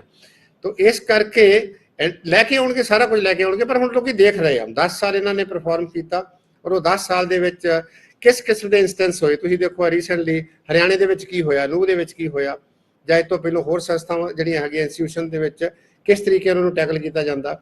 ਸੁਪਰੀਮ ਕੋਰਟ ਦੇ ਚੀਫ ਜਸਟਿਸ ਨੂੰ ਜਿਹੜੇ ਪਹਿਲੇ ਇਹਨਾਂ ਦੇ ਹੈਗੇ ਸੀ ਲਾ ਮਿਨਿਸਟਰ, ਉਹ ਕਿਸ ਤਰੀਕੇ ਨਾਲ ਕਰਦੇ ਸੀਗੇ, ਜਾਂ ਜਿਹੜੇ ਪਹਿਲੇ ਸਮੇਂ 'ਚ ਫੈਸਲੇ ਹੋਏ ਆ। ਕਿਉਂਕਿ ਸਾਡੇ ਕੋਲ ਪੈਰਲਲ ਇੱਕ ਮੀਡੀਆ ਹੈਗਾ ਜਿਹਨੂੰ ਆਪਾਂ ਕਹਿ ਦਿੰਦੇ ਆ ਜਿਹੜਾ ਸਰਕਾਰੀ ਮੀਡੀਆ ਜਾਂ ਉਹਦਾ ਹੋਰ ਟਰਮ ਗੋਦੀ ਮੀਡੀਆ ਦਿੱਤੀ, ਇੱਕ ਪੈਰਲਲ ਦੂਸਰਾ ਮੀਡੀਆ ਵੀ ਚੱਲਣ ਡਿਆ ਵਾ ਜਿਹੜਾ ਲੋਕਾਂ ਨੂੰ ਮੁੱਦੇ ਲਿਆ ਕੇ ਜਿਹੜਾ ਹੈਗਾ ਵਾ ਲੋਕਾਂ ਦੇ ਸਾਹਮਣੇ ਰੱਖਦੇ ਆ। ਤਾਂ ਇਸ ਕਰਕੇ ਇਹ ਸਾਰੀਆਂ ਚੀਜ਼ਾਂ ਲੋਕਾਂ ਦੇ ਉੱਤੇ ਜਿਹੜਾ ਹੈਗਾ ਲੋਕੀ ਨੂੰ ਕਿੱਦਾਂ ਰਿਸਪੌਂਡ ਕਰਦੇ ਆ। ਕੀ ਲੋਕੀ ਇੰਡੀਆ ਨੂੰ ਸਮਝਦੇ ਆ ਵੀ ਉਹਦਾ ਆਲਟਰਨੇਟਿਵ ਬਣ ਜਾਊਗਾ, ਕਿਉਂਕਿ ਹੁਣ ਸਿਰਫ ਗੱਲਾਂ ਬਾਤਾਂ ਦੇ ਨਾਲ ਜਾਂ ਕਿਸੇ ਨੂੰ ਵਰਗਲਾ ਕੇ ਜਾਂ ਜਾਤ ਦਾ ਜਾਂ ਧਰਮ ਦਾ ਜਾਂ ਬੋਲੀ ਦਾ ਇਸ ਕਿਸਮ ਦਾ ਦੇ ਕੇ ਜਾਂ ਡਰਾਵਾ ਦੇ ਕੇ ਜਾਂ ਇਸ ਕਿਸਮ ਦੇ ਲਾਰੇ ਲਾ ਕੇ ਤੁਸੀਂ ਬਹੁਤ ਲੰਮੇ ਸਮੇਂ ਤੱਕ ਉਹਨਾਂ ਨੂੰ ਜਿਹੜਾ ਹੈਗਾ ਆਪਣੇ ਵਾਲੇ ਪਾਸੇ ਨਹੀਂ ਖਿੱਚ ਸਕਦੇ। ਇਹ ਗੱਲ ਠੀਕ ਹੈਗੀ ਆ ਕਿ ਜਿਸ ਤਰੀਕੇ ਦਾ ਸਰਕਾਰ ਕੋਲ ਤੰਤਰ ਹੈਗੇ ਆ, ਸਾਧਨ ਹੈਗੇ ਆ, ਜਾਂ ਜਿਸ ਤਰੀਕੇ ਦੇ ਨਾਲ ਖਾਸ ਕਰਕੇ ਉਹ ਜਿਹੜੇ ਸ਼ੋਕਾ ਯੂਨੀਵਰਸਿਟੀ ਦੇ ਪ੍ਰੋਫੈਸਰ ਨੇ ਜਿਹੜਾ ਰੈਫਰੈਂਸ ਦਿੱਤਾ ਹੈ ਕਿ ਮੈਨੇਜ ਕਰਦੇ ਆ ਇਲੈਕਸ਼ਨ ਮਸ਼ੀਨਰੀ ਜਿਹੜੀ ਹੈਗੀ ਆ ਜਾਂ ਇਲੈਕਟਰਲ ਪ੍ਰੋਸੈਸ ਜਿਹੜਾ ਹੈਗਾ ਵਾ ਉਹਨੂੰ ਉਹ ਮੈਨੇਜ ਹੋਣ ਦੀ ਪੋਸੀਬਿਲਿਟੀਜ਼ ਹੈਗੀ ਆ, ਚਾਹੇ ਉਹ ਪ੍ਰਾਪਤ ਦੇ ਥਰੂ ਹੈਗੀ ਆ। ਔਰ ਜਿਸ ਤਰੀਕੇ ਨਾਲ ਹੋਰ ਇੰਸਟੀਟਿਊਸ਼ਨ ਤੁਸੀਂ ਦੇਖੋ ਕਿ ਚੀਫ ਇਲੈਕਸ਼ਨ ਕਮਿਸ਼ਨ ਲਾਉਣ ਦੀ ਗੱਲ ਆਈ ਸੀ, ਸੁਪਰੀਮ ਕੋਰਟ ਨੇ ਕਿਹਾ ਕਿ ਤੁਸੀਂ ਉਹ ਸੁਪਰੀਮ ਕੋਰਟ ਦਾ ਵੀ ਇੱਕ ਨੁਮਾਇੰਦਾ ਹੋਊਗਾ, ਤੁਸੀਂ ਉਹ ਲਾਅ ਪਾਸ ਕਰਤਾ ਕਿ ਉਹਨੂੰ ਤੁਸੀਂ ਬਾਹਰਲੇ ਪਾਸੇ ਵੱਲ ਕੱਢ ਦਿਓ। ਸੋ ਮੇਰਾ ਕਹਿਣ ਤੋਂ ਭਾਵ ਹੈਗਾ ਕਿ ਇਸ ਵੇਲੇ ਹੁਣ ਉਹ ਤਰੀਕਾ ਹੋ ਗਿਆ ਕਿ ਕੋਈ ਵੀ ਤੁਸੀਂ ਤੰਤਰ ਯੂਜ਼ ਕਰੋ, ਕੋਈ ਵੀ ਸਾਧਨ ਯੂਜ਼ ਕਰੋ, ਇਸ ਪਾਰਟੀ ਦੇ ਬਰਾਬਰ ਦੇ ਕਿਸੇ ਕੋਲ ਕੋਈ ਸਾਧਨ ਨਹੀਂ ਹੈ, ਨਾ ਉਹ ਪੈਸੇ ਹੈਗੇ ਆ, ਨਾ ਤੰਤਰ ਹੈਗਾ, RSS ਆਰਗੇਨਾਈਜੇਸ਼ਨ ਹੋਰ ਬਹੁਤ ਸਾਰਾ ਨੈਟਵਰਕ ਹੈਗਾ, ਸਾਰਾ ਕੁਝ ਹੈਗਾ। ਹੁਣ ਤਾਂ ਇਹਦੇ NDA ਦਾ ਮੁਕਾਬਲਾ ਕਰੇ ਨਾ ਕਰੇ, ਲੋਕ ਕੀ ਸੋਚਦੇ ਆ, ਕੀ ਲੋਕ ਇਹਦੇ ਅਗੇਂਸਟ ਖੜਾ ਹੁੰਦੇ ਜਿੱਦਾਂ ਇੰਦਰਾ ਗਾਂਧੀ ਦੇ ਅਗੇਂਸਟ 77 ਚ ਹੋਏ ਸੀਗੇ, ਜਾਂ 89 ਦੇ ਵਿੱਚ ਜਿਹੜਾ ਹੈਗਾ ਸੀਗਾ ਰਾਜੀਵ ਗਾਂਧੀ ਦੀ ਸਰਕਾਰ ਹਾਰ ਗਈ ਸੀਗੀ, ਜਾਂ 2004 ਦੇ ਵਿੱਚ ਅਟਲ ਬਿਹਾਰੀ ਵਾਜਪਾਈ ਦਾ ਜਿਹੜਾ ਸੀਗਾ ਸਰਕਾਰ ਜਿਹੜੀ ਹੈਗੀ ਸੀ ਉਹ ਲਾਂਭੇ ਹੋ ਗਈ ਸੀ। ਕਸ਼ਮੀਰ ਦਾ ਮੁੱਦਾ ਦੇਖ ਲਓ ਤੁਸੀਂ। ਤਾਂ ਮੇਰਾ ਖਿਆਲ ਹੈ ਵੀ ਹੁਣ ਸਵਾਲ ਸਾਡੇ ਗਾੜੀ ਵੱਡੇ ਸਵਾਲ ਆ ਕਿ ਕੀ ਅਸੀਂ ਡੈਮੋਕ੍ਰੈਟਿਕ ਰਹਿਣਾ ਕਿ ਨਹੀਂ ਰਹਿਣਾ, ਕੀ ਅਸੀਂ ਸੈਕੂਲਰ ਰਹਿਣਾ ਕਿ ਨਹੀਂ ਰਹਿਣਾ, ਕੀ ਸਾਡੇ ਕੋਲ ਫਰੀडम ਆਫ ਸਪੀਚ ਹੋਣੀ ਚਾਹੀਦੀ ਕਿ ਨਹੀਂ ਹੋਣੀ ਚਾਹੀਦੀ, ਕੀ ਇੱਥੇ ਜਿਹੜਾ ਇੱਕ ਵੀ ਵਿਅਕਤੀ ਡਾਈਸੈਂਟ ਦਿੰਦਾ ਵਾ ਉਹਦੀ ਡਾਈਸੈਂਟ ਦਾ ਕੋਈ ਰਿਸਪੈਕਟ ਹੋਣੀ ਚਾਹੀਦੀ ਕਿ ਨਹੀਂ ਚਾਹੀਦੀ, ਜਾਂ ਤੁਸੀਂ ਬੁਲਡੋਜ਼ ਕਰਨਾ ਪਾਵਰ ਦੇ ਵਿੱਚ ਹੋ ਕੇ। ਤੁਸੀਂ ਦੇਖੋ ਬਹੁਤ ਦੁੱਖ ਵਾਲੀ ਗੱਲ ਆ ਕਿ ਮਨੀਪੁਰ ਦੇ ਉੱਤੇ ਬਹਿਸ ਹੋ ਰਹੀ ਸੀਗੀ ਤੇ ਜਦੋਂ ਇਹ ਜਿਹੜੇ ਰੂਲਿੰਗ ਤੇ ਜਵਾਬ ਦੇ ਰਹੀ ਸੀਗੀ ਤੇ ਤਾੜੀਆਂ ਵੱਜ ਰਹੀਆਂ ਸੀਗੀਆਂ, ਹੱਸ ਰਹੇ ਸੀਗੇ। ਹੁਣ ਆਪਾਂ ਇਹ ਸਾਡੇ ਤੇ ਡਿਪੈਂਡ ਕਰਦਾ ਵੀ ਅਸੀਂ ਕਿੰਨੇ ਸੈਂਸਿਟਿਵ ਹੈਗੇ ਆ ਕਿ ਅਸੀਂ ਕਿਸ ਤਰੀਕੇ ਨਾਲ ਇਹਨਾਂ ਨੂੰ ਜਵਾਬ ਦੇਣਾ। ਇਲੈਕਸ਼ਨ ਸਾਡੇ ਕੋਲ ਬਹੁਤ ਵੱਡਾ ਹਥਿਆਰ ਹੈਗਾ, ਬਹੁਤ ਵੱਡਾ ਇੰਸਟਰੂਮੈਂਟ ਹੈਗਾ, ਜਿਹਦੇ ਨਾਲ ਅਸੀਂ ਚੰਗੇ ਕੰਮ ਕਰਨ ਵਾਲਿਆਂ ਨੂੰ ਜਿਹੜਾ ਹੈਗਾ ਵਾ ਉਹਨਾਂ ਨੂੰ ਜਿਹੜਾ ਉਹਨਾਂ ਦੀ ਮਦਦ ਕਰ ਸਕਦੇ ਆ। ਜਿਹੜਾ ਸਾਨੂੰ ਲੱਗਦਾ ਵਾ ਕਿ ਸਾਡੇ ਸਿਸਟਮ ਦੇ ਅਗੇਂਸਟ ਚੱਲਦੇ ਆ ਜਾਂ ਉਹਦੀਆਂ ਨੀਤੀਆਂ ਜਿਹੜੀਆਂ ਲੋਕ ਹਿੱਤ ਵਿੱਚ ਨਹੀਂ ਹੈਗੀ ਜਾਂ ਲੋਕਾਂ ਨੂੰ ਆਪਸ ਵਿੱਚ ਨਹੀਂ ਜੋੜਦੀਆਂ, ਤੇ ਉਹਨਾਂ ਨੂੰ ਅਸੀਂ ਲਾਂਭੇ ਕਰ ਸਕਦੇ ਹਾਂ। ਇੱਕ ਪ੍ਰੋਫੈਸਰ ਤੁਸੀਂ ਮਨੀਪੁਰ ਦੀ ਗੱਲ ਕੀਤੀ ਹੈ, ਜਿਸ ਤਰੀਕੇ ਨਾਲ ਪਾਰਲੀਮੈਂਟ ਦੇ ਵਿੱਚ ਉਸ ਦੇ ਉੱਤੇ ਬਹਿਸ ਵੀ ਹੋਈ ਤੇ ਸੱਤਾਧਾਰੀ ਪਾਰਟੀ ਉਹਦੇ ਉੱਤੇ ਤਾੜੀਆਂ ਮਾਰ ਰਹੀ ਹੈ। ਜਿਹੜਾ ਨੂਹ ਦਾ ਇੰਸੀਡੈਂਟ ਹੈ ਜਾਂ ਆਪਾਂ ਮਨੀਪੁਰ ਦਾ ਇੰਸੀਡੈਂਟ ਹੈ, ਇਹ ਜਿਹੜੇ ਘਟਨਾਕ੍ਰਮ ਹੈ ਇਹ ਵੀ ਕੋਈ ਸਿਆਸਤ ਦਾ ਹਿੱਸਾ ਤਾਂ ਨਹੀਂ ਹੈਗਾ ਕਿ ਜਿਸ ਦੇ ਨਾਲ ਵੋਟਾਂ ਦਾ ਧਰੁਵੀਕਰਨ ਕੀਤਾ ਜਾ ਸਕੇ? ਨਹੀਂ, ਸਿੱਧੇ ਤੌਰ ਤੇ ਸਿਆਸਤ ਨਾਲ ਨਾ ਜੋੜੀਏ, ਇਹ ਤੁਹਾਡੇ ਤੰਤਰ ਦੇ ਉੱਤੇ ਬਹੁਤ ਵੱਡਾ ਸਵਾਲ ਆ। ਸਾਡੇ ਸਿਸਟਮ ਦੀ ਸਭ ਤੋਂ ਵੱਡੀ ਜ਼ਿੰਮੇਵਾਰੀ ਹੈਗੀ ਲੋਕਾਂ ਦੀ ਜਾਨ ਤੇ ਮਾਲ ਦੀ ਰਾਖੀ ਕਰਨੀ, ਇਹ ਪਹਿਲੀ ਜ਼ਿੰਮੇਵਾਰੀ ਹੈਗੀ ਆ। ਤੇ ਜੇ ਸਰਕਾਰਾਂ ਲੋਕਾਂ ਦੇ ਜਾਨ ਤੇ ਮਾਲ ਦੀ ਰਾਖੀ ਕਰਨ ਦੇ ਵਿੱਚ ਜਿਹੜਾ ਹੈਗਾ ਫੇਲ ਹੁੰਦੀਆਂ ਤੇ ਇਹਦਾ ਮਤਲਬ ਹੈਗਾ ਵੀ ਉਹ ਸਰਕਾਰਾਂ ਨਕਮੀਆਂ। ਤੇ ਜਿੱਥੇ ਮਸਲਾ ਬਣਾਇਆ ਜਾਂਦਾ, ਤੁਸੀਂ ਦੇਖੋ ਕਿ ਜਿਸ ਤਰੀਕੇ ਨਾਲ ਕੁਝ ਆਰਗੇਨਾਈਜੇਸ਼ਨਸ ਹੈਗੀਆਂ ਵਾ ਜਿਹੜੀਆਂ ਖਾਸ ਕਰਕੇ ਜਿਹੜੀਆਂ ਉੱਥੇ ਜਲੂਸ ਕੱਢਦੀਆਂ ਵਾ ਜਾਂ ਜਿਹੜੀਆਂ ਪ੍ਰੋਵੋਕ ਕਰਦੀਆਂ ਵਾ ਜਾਂ ਜਿੱਦਾਂ ਉਹਨਾਂ ਨੂੰ ਜਿਹੜਾ ਪ੍ਰੋਟੈਕਸ਼ਨ ਦਿੱਤੀ ਜਾਂਦੀ, ਇਹ ਗੱਲ ਬਹੁਤ ਕਲੀਅਰ ਹੈਗੀ ਆ ਕਿ ਜਿਹੜਾ ਖਾਸ ਕਰਕੇ ਇੱਕ ਵਿਚਾਰਧਾਰਾ ਨੂੰ ਜਾਂ ਇੱਕ ਵਿਚਾਰਧਾਰਾ ਨਾਲ ਸੰਬੰਧਿਤ ਲੋਕ ਆ ਜਾਂ ਜਥੇਬੰਦੀਆਂ ਹੈਗੀਆਂ ਉਹਨਾਂ ਕੋਲ ਪ੍ਰੋਟੈਕਸ਼ਨ ਹੈਗੀ ਆ। ਜਿਹੜੀ ਉਹ ਵਿਚਾਰਧਾਰਾ ਦੇ ਆਪੋਜ਼ਿਟ ਹੈਗੀ ਆ, ਖਾਸ ਕਰਕੇ ਜੋ ਅਕਲੀਅਤ ਹੈਗੀਆਂ ਵਾ, ਜੋ ਮਿਨੋਰਟੀਜ਼ ਹੈਗੀ ਆ, ਪਾਰਟਿਕੂਲਰ ਜੋ ਮੁਸਲਿਮ ਮਿਨੋਰਟੀ ਹੈਗੀ ਆ, ਉਹ ਹਮੇਸ਼ਾ ਟਾਰਗੇਟ ਰਹਿੰਦੀ ਆ ਜਿੱਥੇ ਵੀ ਕਿਤੇ ਹੈਗਾ। ਇਹ ਬਹੁਲਵਾਦੀ ਜਿਹੜੀ ਰਾਜਨੀਤੀ ਹੈਗੀ, ਉਹ ਮਨੀਪੁਰ ਦੇ ਵਿੱਚ ਤੁਸੀਂ ਦੇਖਿਆ ਕਿ ਉਹ ਹਿੰਦੂ ਨਹੀਂ ਗਏ, ਮੈਤੀ ਜਿਹੜੇ ਹੈਗੇ ਆ ਉਹ ਇਦਾਂ ਦੇ ਹਿੰਦੂ ਨਹੀਂ ਹੈਗੇ ਜਿੱਦਾਂ ਦੇ ਆਪਣੇ ਨਾਰਥ ਦੇ ਵਿੱਚ ਹੈਗੇ ਆ ਹੈ। ਪਰ ਕਿਉਂਕਿ ਉਹ ਦੂਸਰੇ ਜਿਹੜੇ ਹੈਗੇ ਉਹ ਕ੍ਰਿਸਚੀਅਨਸ ਹੈਗੇ ਆ, ਉਹ ਮੈਜੋਰਟੀ ਦੇ ਵਿੱਚ ਆ, ਮਿਨੋਰਟੀ ਦੇ ਵਿੱਚ ਆ। ਤਾਂ ਜਿਹੜਾ ਇਹਨਾਂ ਦਾ ਏਜੰਡਾ ਹੈਗਾ ਕਿ ਜਿਹੜਾ ਮੈਜੋਰਿਟੇਰੀਅਨਿਜ਼ਮ ਜਿਹੜਾ ਹੈਗਾ ਕਿ ਦੇਸ਼ ਉਹਨਾਂ ਦਾ ਵਾ ਜਿਨ੍ਹਾਂ ਦੀ ਉੱਥੇ ਗਿਣਤੀ ਜ਼ਿਆਦੀ ਆ, ਜਦੋਂ ਕਿ ਡੈਮੋਕ੍ਰੇਸੀ ਦੇ ਵਿੱਚ, ਲੋਕਤੰਤਰ ਦੇ ਵਿੱਚ ਜਿਹੜਾ ਜਾਂ ਖਾਸ ਕਰਕੇ ਜਿਹੜਾ ਸਾਡੇ ਵਰਗਾ ਨਿਜ਼ਾਮ ਆ, ਉੱਥੇ ਹਰ ਬੰਦਾ ਜਿਹੜਾ ਹੈਗਾ ਵਾ ਉਹ ਓਨਾ ਹੀ ਇੰਪੋਰਟੈਂਟ ਹੈ, ਹਰ ਬੰਦੇ ਦੀ ਓਨੀ ਹੀ ਜਿਹੜੀ ਉਹਦੇ ਵਿੱਚ ਜਿਹੜੀ ਆ ਉਹ ਇੱਜ਼ਤ ਹੈ ਜਾਂ ਓਨੀ ਕੰਟਰੀਬਿਊਸ਼ਨ ਆ। ਇਸ ਖਾਸ ਕਰਕੇ ਇਸ ਪਾਰਟੀ ਦੀ ਜਿਹੜੀ ਵਿਚਾਰਧਾਰਾ ਦੇ ਵਿੱਚ ਇਹ ਸਾਰਾ ਕੁਝ ਹੈਗਾ ਵਾ। ਤੁਸੀਂ ਦੇਖਿਆ ਹੋਣਾ ਕਿ ਵਿੱਚੋਂ ਹੀ ਕਈ ਵਾਰੀ ਆਵਾਜ਼ਾਂ ਆਉਂਦੀਆਂ ਕਿ ਇਹਨੂੰ ਹਿੰਦੂ ਸਟੇਟ ਕਿਉਂ ਨਹੀਂ ਡਿਕਲੇਅਰ ਕਰਦੇ, ਜਾਂ ਇਹਨੂੰ ਜਿਹੜਾ ਹੈਗਾ ਵਾ ਤੁਸੀਂ ਹੋਰ ਕਈ ਕਿਸਮ ਦਾ ਹੈਗਾ ਕਿ ਇਹ ਤੰਤਰ ਜਿਹੜਾ ਹੈਗਾ। ਤੁਸੀਂ ਦੇਖਿਆ ਕਿ ਗੁਜਰਾਤ ਦੇ ਵਿੱਚ ਕੀ ਹੋਇਆ ਸੀਗਾ, ਬਾਅਦ ਦੇ ਵਿੱਚ ਯੂਪੀ 'ਚ ਕਿਸ ਕਿਸਮ ਦੀਆਂ ਘਟਨਾ ਹੋਈਆਂ ਜਾਂ ਹੋਰ ਵੀ ਸਟੇਟਾਂ ਦੇ ਵਿੱਚ ਹੋ ਰਹੀ ਆ। ਸੋ ਮੇਰਾ ਕਹਿਣ ਤੋਂ ਭਾਵ ਹੈਗਾ ਕਿ ਇੱਕ ਇਹਨਾਂ ਦਾ ਏਜੰਡੇ ਦੇ ਤੌਰ ਦੇ ਉੱਤੇ ਹੈਗਾ, ਇੱਕ ਤਰੀਕਾ ਹੈਗਾ ਜਿਹਦੇ ਨਾਲ ਆਪਣੀ ਪਾਵਰ ਨੂੰ ਇਹ ਲੈ ਸਕਦੇ ਆ, ਪਾਵਰ ਨੂੰ ਕੰਸੋਲੀਡੇਟ ਕਰ ਸਕਦੇ ਆ ਔਰ ਉਸੇ ਦੇ ਉੱਤੇ ਚੱਲਦੇ। ਇਹ ਠੀਕ ਆ, ਕਾਂਗਰਸ ਦਾ ਜਿਹੜਾ ਹੈਗਾ ਸੀ, ਕਾਂਗਰਸ ਦੇ ਵਿੱਚ ਸੌਫਟ ਕਮਿਊਨਲਿਜ਼ਮ ਸੀਗਾ, ਕਾਂਗਰਸ ਦਾ ਸੈਕੂਲਰਿਜ਼ਮ ਜਿਹੜਾ ਸੀਗਾ ਉਹ ਇੰਨਾ ਕਲੀਅਰ ਨਹੀਂ ਸੀਗਾ, ਉਹਦਾ ਸੈਕੂਲਰਿਜ਼ਮ ਨਹੀਂ ਸੀ ਆਉਂਦਾ ਸਾਨੂੰ, ਉਹ ਉਹਨੇ ਅੱਧੇ ਹਿੰਦੂਤਵ ਵਾਲੇ ਪਾਸੇ ਹੋ ਗਏ ਸੀ ਬਾਅਦ ਨਹਿਰੂ ਤੋਂ ਬਾਅਦ ਆਣ ਕੇ।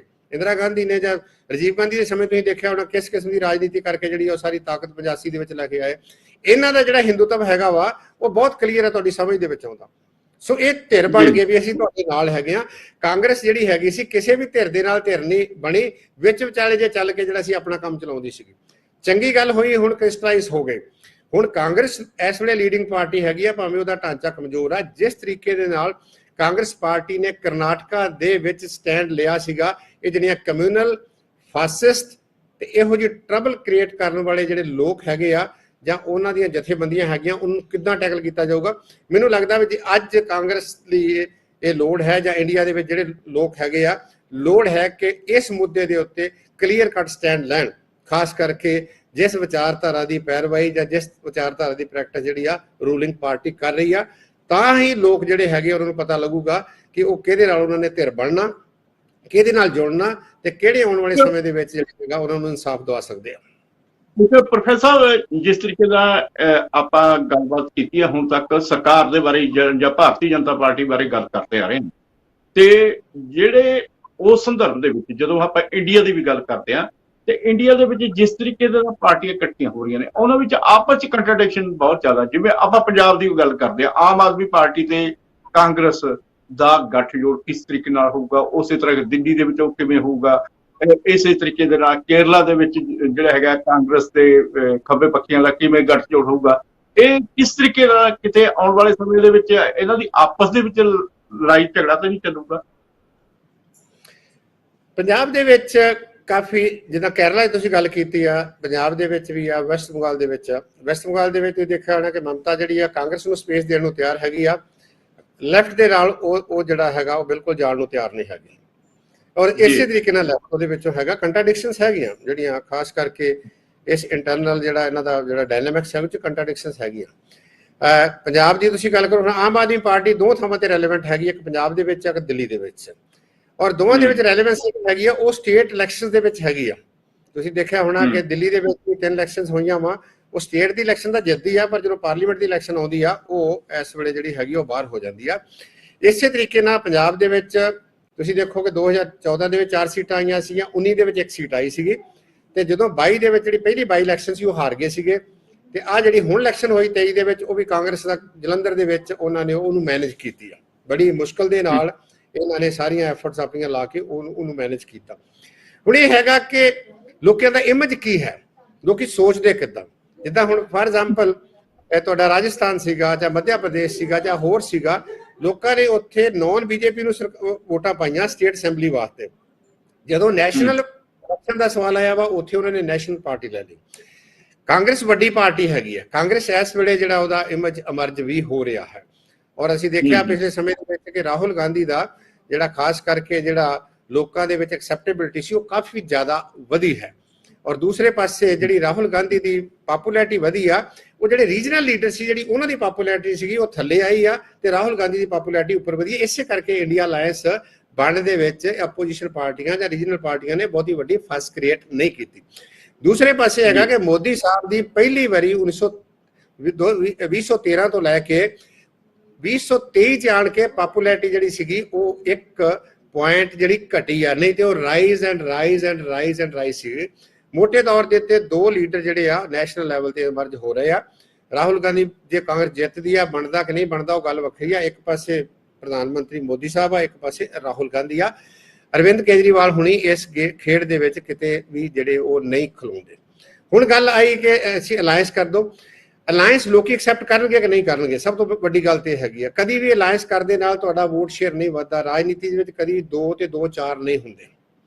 ਅਸੀਂ ਦੇਖਿਆ ਜਿੱਥੇ ਅਲਾਇੰਸ ਸੀਗੇ, ਪਿਛਲੀ ਵਾਰੀ ਜਿਹੜਾ ਹੈਗਾ ਸੀਗਾ ਯੂਪੀ ਦੇ ਵਿੱਚ ਅਲਾਇੰਸ ਹੋਇਆ ਸੀਗਾ, ਪੰਜਾਬ ਦੇ ਵਿੱਚ ਵੀ ਅਲਾਇੰਸ ਹੁੰਦੇ ਰਹੇ, ਜਾਂ ਉਹ ਉਦੋਂ ਹੁੰਦਾ ਜਦੋਂ ਸਿਚੁਏਸ਼ਨ ਫੇਵਰੇਬਲ ਹੋਵੇ। ਸੋ ਇਸ ਕਰਕੇ ਇਹਨਾਂ ਨੇ ਪਾਰਟੀਆਂ ਨੇ ਡਿਸਾਈਡ ਕਰਨਾ। ਪਰ ਮੈਨੂੰ ਇਹ ਲੱਗਦਾ ਕਿ ਨੈਸ਼ਨਲ ਇਲੈਕਸ਼ਨ ਦੇ ਵਿੱਚ, ਪਾਰਲੀਮੈਂਟ ਇਲੈਕਸ਼ਨ ਦੇ ਵਿੱਚ ਕਾਂਗਰਸ ਦਾ ਐਡਵਾਂਟੇਜ ਜਿਹੜਾ ਹੈਗਾ ਵਾ ਪੰਜਾਬ ਦੇ ਵਿੱਚ ਹੈਗਾ। ਔਰ ਇਹਦੀ ਇੱਕ ਐਗਜ਼ਾਮਪਲ, ਇਹ ਤਾਂ ਬੜੀ ਇੱਕ ਛੋਟੀ ਜਿਹੀ ਐਗਜ਼ਾਮਪਲ ਹੈਗੀ ਆ ਕਿ ਕੱਲ ਪੰਜਾਬ ਯੂਨੀਵਰਸਿਟੀ ਦੇ ਵਿੱਚ ਇਲੈਕਸ਼ਨਸ ਹੋਈਆਂ ਸਟੂਡੈਂਟ ਕਾਉਂਸਲ ਦੀਆਂ, ਔਰ ਉਹਦੇ ਵਿੱਚ ਜਿਹੜਾ ਸੀ ਕਾਂਗਰਸ ਪਾਰਟੀ ਦਾ ਜਿਹੜਾ ਸੀਗਾ ਕੈਂਡੀਡੇਟ ਸੀਗਾ ਉਹ ਉਹਦੇ ਵਿੱਚੋਂ ਪ੍ਰੈਜ਼ੀਡੈਂਟ ਵਿਨਰ ਹੋਇਆ। ਲਾਸਟ ਟਾਈਮ ਉੱਥੇ ਜਿਹੜਾ ਉਹ ਸੀਗਾ ਦੂਸਰਾ ਸੀਗਾ ਇਹਨਾਂ ਦਾ ਆਮ ਆਦਮੀ ਪਾਰਟੀ ਵਾਲਿਆਂ ਦਾ ਸੀਗਾ। ਦੂਸਰੀਆਂ ਪਾਰਟੀਆਂ ਕਿਤੇ ਵੀ ਨੇੜੇ ਤੇੜੇ ਨਹੀਂ ਹੈਗੀਆਂ, ਅਕਾਲੀਆਂ ਦੇ ਬੰਦੇ ਜਾਂ ਹੋਰ ਬੀਜੇਪੀ ਵਾਲੇ, ਉਹ ਕਿਤੇ ਵੀ ਉਸ ਪਾਸੇ ਵੱਲ ਨਹੀਂ ਹੋ ਗਏ। ਸੋ ਇਸ ਕਰਕੇ ਅਲਾਇੰਸ ਕਿਹੜੀਆਂ ਟਰਮ ਤੇ ਹੁੰਦਾ ਵਾ, ਕਿੰਨੀਆਂ ਸੀਟਾਂ ਮੰਗਦੇ ਆ, ਖਿੱਚ ਤੂ ਹੋਊਗੀ। ਜੇ ਤਾਂ ਆਮ ਆਦਮੀ ਪਾਰਟੀ ਕਹਿੰਦੀ ਕਿ ਅਸੀਂ 92 ਸੀਟਾਂ ਦੇ ਵਿੱਚ ਲੀਡ ਕੀਤਾ ਜੀ, ਇਹ ਤਾਂ 10 ਸੀਟਾਂ ਜੀ। ਉਹਨਾਂ ਦੀਆਂ ਬਣ ਜਾਂਦੀਆਂ ਹੈ, ਕਾਂਗਰਸ ਕੋਲ ਰਹਿ ਜਾਂਦੀਆਂ 3 ਸੀਟਾਂ। ਤੇ ਜੇ ਕਾਂਗਰਸ 3 ਸੀਟਾਂ, ਮੈਨੂੰ ਨਹੀਂ ਲੱਗਦਾ ਵੀ ਉਹ ਇਦਾਂ ਕਰਨਗੇ। ਉਹ ਤੇ ਇਹਨਾਂ ਤੇ ਡਿਪੈਂਡ ਕਰਦਾ ਵੀ ਇਹਨੂੰ ਕਿਸ ਤਰੀਕੇ ਨਾਲ ਕਿਹੜੀ ਸੀਟ ਛੱਡਦੇ ਆ, ਕਿ ਲੋਕਾਂ ਨੂੰ ਇਸ ਲਈ ਉਹ ਰਾਜੀ ਕਰ ਸਕਣਗੇ, ਕਿ ਉਹ ਇੱਕ ਦੂਜੇ ਨੂੰ ਜਸਟੀਫਾਈ ਕਰ ਸਕਣਗੇ। ਇੱਕ ਪਾਸੇ ਤਾਂ ਤੁਸੀਂ ਦੇਖੋ ਵੀ ਸਟੇਟ ਦੇ ਵਿੱਚ ਇਹਨਾਂ ਦੀ ਜਿਹੜੀ ਪੁਰਾਣੀ ਸਰਕਾਰ ਸੀਗੀ ਜਾਂ ਜਿਹੜੇ ਉਹਦੇ ਲੀਡਰ ਸੀਗੇ ਉਹ ਫੇਸ ਕਰ ਰਹੇ ਆ ਇੱਥੋਂ ਜਿਹੜਾ ਉਹਨਾਂ ਨੇ ਕਰਪਸ਼ਨ ਦੇ ਕੇਸਿਸ ਸੀ, ਦੂਸਰੇ ਤੀਸਰੇ ਸੀਗੇ। ਫਿਰ ਇਸੇ ਤਰੀਕੇ ਦੇ ਨਾਲ ਕਾਂਗਰਸ ਕਿੱਦਾਂ ਜਸਟੀਫਾਈ ਕਰੂਗੀ, ਆਮ ਕਿੱਦਾਂ ਜਸਟੀਫਾਈ। ਮੈਨੂੰ ਲੱਗਦਾ ਕਿ ਸ਼ਾਇਦ ਪੰਜਾਬ ਦੇ ਵਿੱਚ ਇਹ ਪੋਸੀਬਲ ਨਹੀਂ ਹੈਗਾ, ਦਿੱਲੀ ਦੇ ਵਿੱਚ ਵੀ ਪੋਸੀਬਲ ਨਹੀਂ ਹੋਣਾ, ਕਿਉਂਕਿ ਦਿੱਲੀ ਦੇ ਵਿੱਚ ਦੋਵੇਂ ਪਾਰਟੀਆਂ ਮਾਈਨਸ ਦੇ ਉੱਤੇ ਹੈਗੀਆਂ। ਤੇ ਇਸ ਕਰਕੇ ਇਹ ਹਾਂ, ਇਹ ਜ਼ਰੂਰ ਹੈਗਾ ਕਿ ਪਹਿਲਾਂ ਵੀ ਪੋਸਟ ਪੋਲ ਅਲਾਇੰਸਸ ਹੁੰਦੇ ਸੀਗੇ, ਉਦੋਂ ਸਰਕਾਰਾਂ ਬਣਦੀਆਂ ਸੀਗੀਆਂ। ਹੁਣ ਵੀ ਇਹ ਹੋ ਸਕੂਗਾ ਇੱਕ ਦੂਜੇ ਦੇ ਖਿਲਾਫ ਲੜਨਗੇ। ਜੇ ਇਹਨਾਂ ਦੀ ਕੋਈ ਗੱਲ ਬਣਦੀ ਹੋਊਗੀ ਤੇ ਫਿਰ ਇਲੈਕਸ਼ਨ ਤੋਂ ਬਾਅਦ ਇਹ ਫਿਰ ਦੁਬਾਰਾ ਇਕੱਠੇ ਹੋਣ ਦੀ, ਪੋਸਟ ਇਲੈਕਸ਼ਨ ਇਕੱਠੇ ਹੋਣ ਦੀ ਪੋਸਿਬਿਲਿਟੀ ਲੱਗਦਾ। ਜੋ ਹੁਣ ਤੱਕ ਗੱਲ ਸਮਝ ਆ ਰਹੀ ਹੈ ਕਿ ਉਸ ਦੇ ਵਿੱਚ ਚਾਹੇ ਇੱਕ ਕੌਮ ਇੱਕ ਚੋਣ ਹੋਵੇ, ਇੰਡੀਆ ਹੋਵੇ, ਭਾਰਤ ਹੋਵੇ, ਇਹ ਜਿਹੜੇ ਵੀ ਏਜੰਡੇ ਨੇ ਇਹ ਸਿਰਫ ਤੇ ਸਿਰਫ ਜਿਹੜੇ ਬੁਨਿਆਦੀ ਏਜੰਡਿਆਂ ਤੋਂ ਧਿਆਨ ਹਟਾਉਣ ਲਈ ਵੀ ਭਾਰਤੀ ਜਨਤਾ ਪਾਰਟੀ ਦੀ ਇੱਕ ਰਣਨੀਤੀ ਹੋ ਸਕਦੀ ਹੈ। ਤੇ ਇਸ ਸੰਬੰਧ ਵਿੱਚ ਇਹ ਸਾਰਾ ਕੁਝ ਜਿਹੜਾ ਇੱਕ ਕੌਮ ਇੱਕ ਚੋਣ, ਇਹ ਜ਼ਿਆਦਾ ਧਰਾਤਲ ਦੇ ਉੱਤੇ ਆਪਾਂ ਜੇਕਰ ਦੇਖੀਏ ਤਾਂ ਉਸ ਸਹੀ ਢੰਗ ਤੇ ਨਾਲ ਲਾਗੂ ਹੋਣ ਵਾਲਾ ਨਹੀਂ ਹੈ। ਪ੍ਰੋਫੈਸਰ ਸਾਹਿਬ, ਤੁਸੀਂ ਇਸ ਸੰਬੰਧ ਵਿੱਚ ਮੌਜੂਦਾ ਜਿਹੜਾ ਸਿਆਸੀ ਹਾਲਾਤ ਨੇ ਜਾਂ ਭਾਰਤੀ ਜਨਤਾ ਪਾਰਟੀ ਵੱਲੋਂ ਜਿਹੜੇ ਏਜੰਡੇ ਚੁੱਕੇ ਜਾ ਰਹੇ ਆ ਉਸ ਬਾਰੇ ਬਹੁਤ ਹੀ ਵਧੀਆ ਢੰਗ ਦੇ ਨਾਲ ਵਿਆਖਿਆ ਕੀਤੀ ਹੈ, ਟਿੱਪਣੀਆਂ ਕੀਤੀਆਂ ਨੇ। ਤੁਹਾਡਾ ਬਹੁਤ ਬਹੁਤ ਧੰਨਵਾਦ। ਤੇ ਇਸ ਦੇ ਨਾਲ ਨਾਲ ਸਾਡੇ ਦਰਸ਼ਕਾਂ ਦਾ ਵੀ ਬਹੁਤ ਬਹੁਤ ਧੰਨਵਾਦ ਜਿਹੜੇ ਇਸ ਸਾਰੇ ਪ੍ਰੋਗਰਾਮ ਨੂੰ ਦੇਖਦੇ ਆ ਤੇ ਕੱਲ ਨੂੰ ਕਿਸੇ ਨਵੇਂ ਮੁੱਦੇ ਦੇ ਨਾਲ ਫੇਰ ਪੇਸ਼ ਹੋਵਾਂਗੇ। ਉਦੋਂ ਤੱਕ ਮੈਨੂੰ ਦਿਓ ਆਗਿਆ। ਸਤਿ ਸ੍ਰੀ ਅਕਾਲ। ਚਰਚਾ।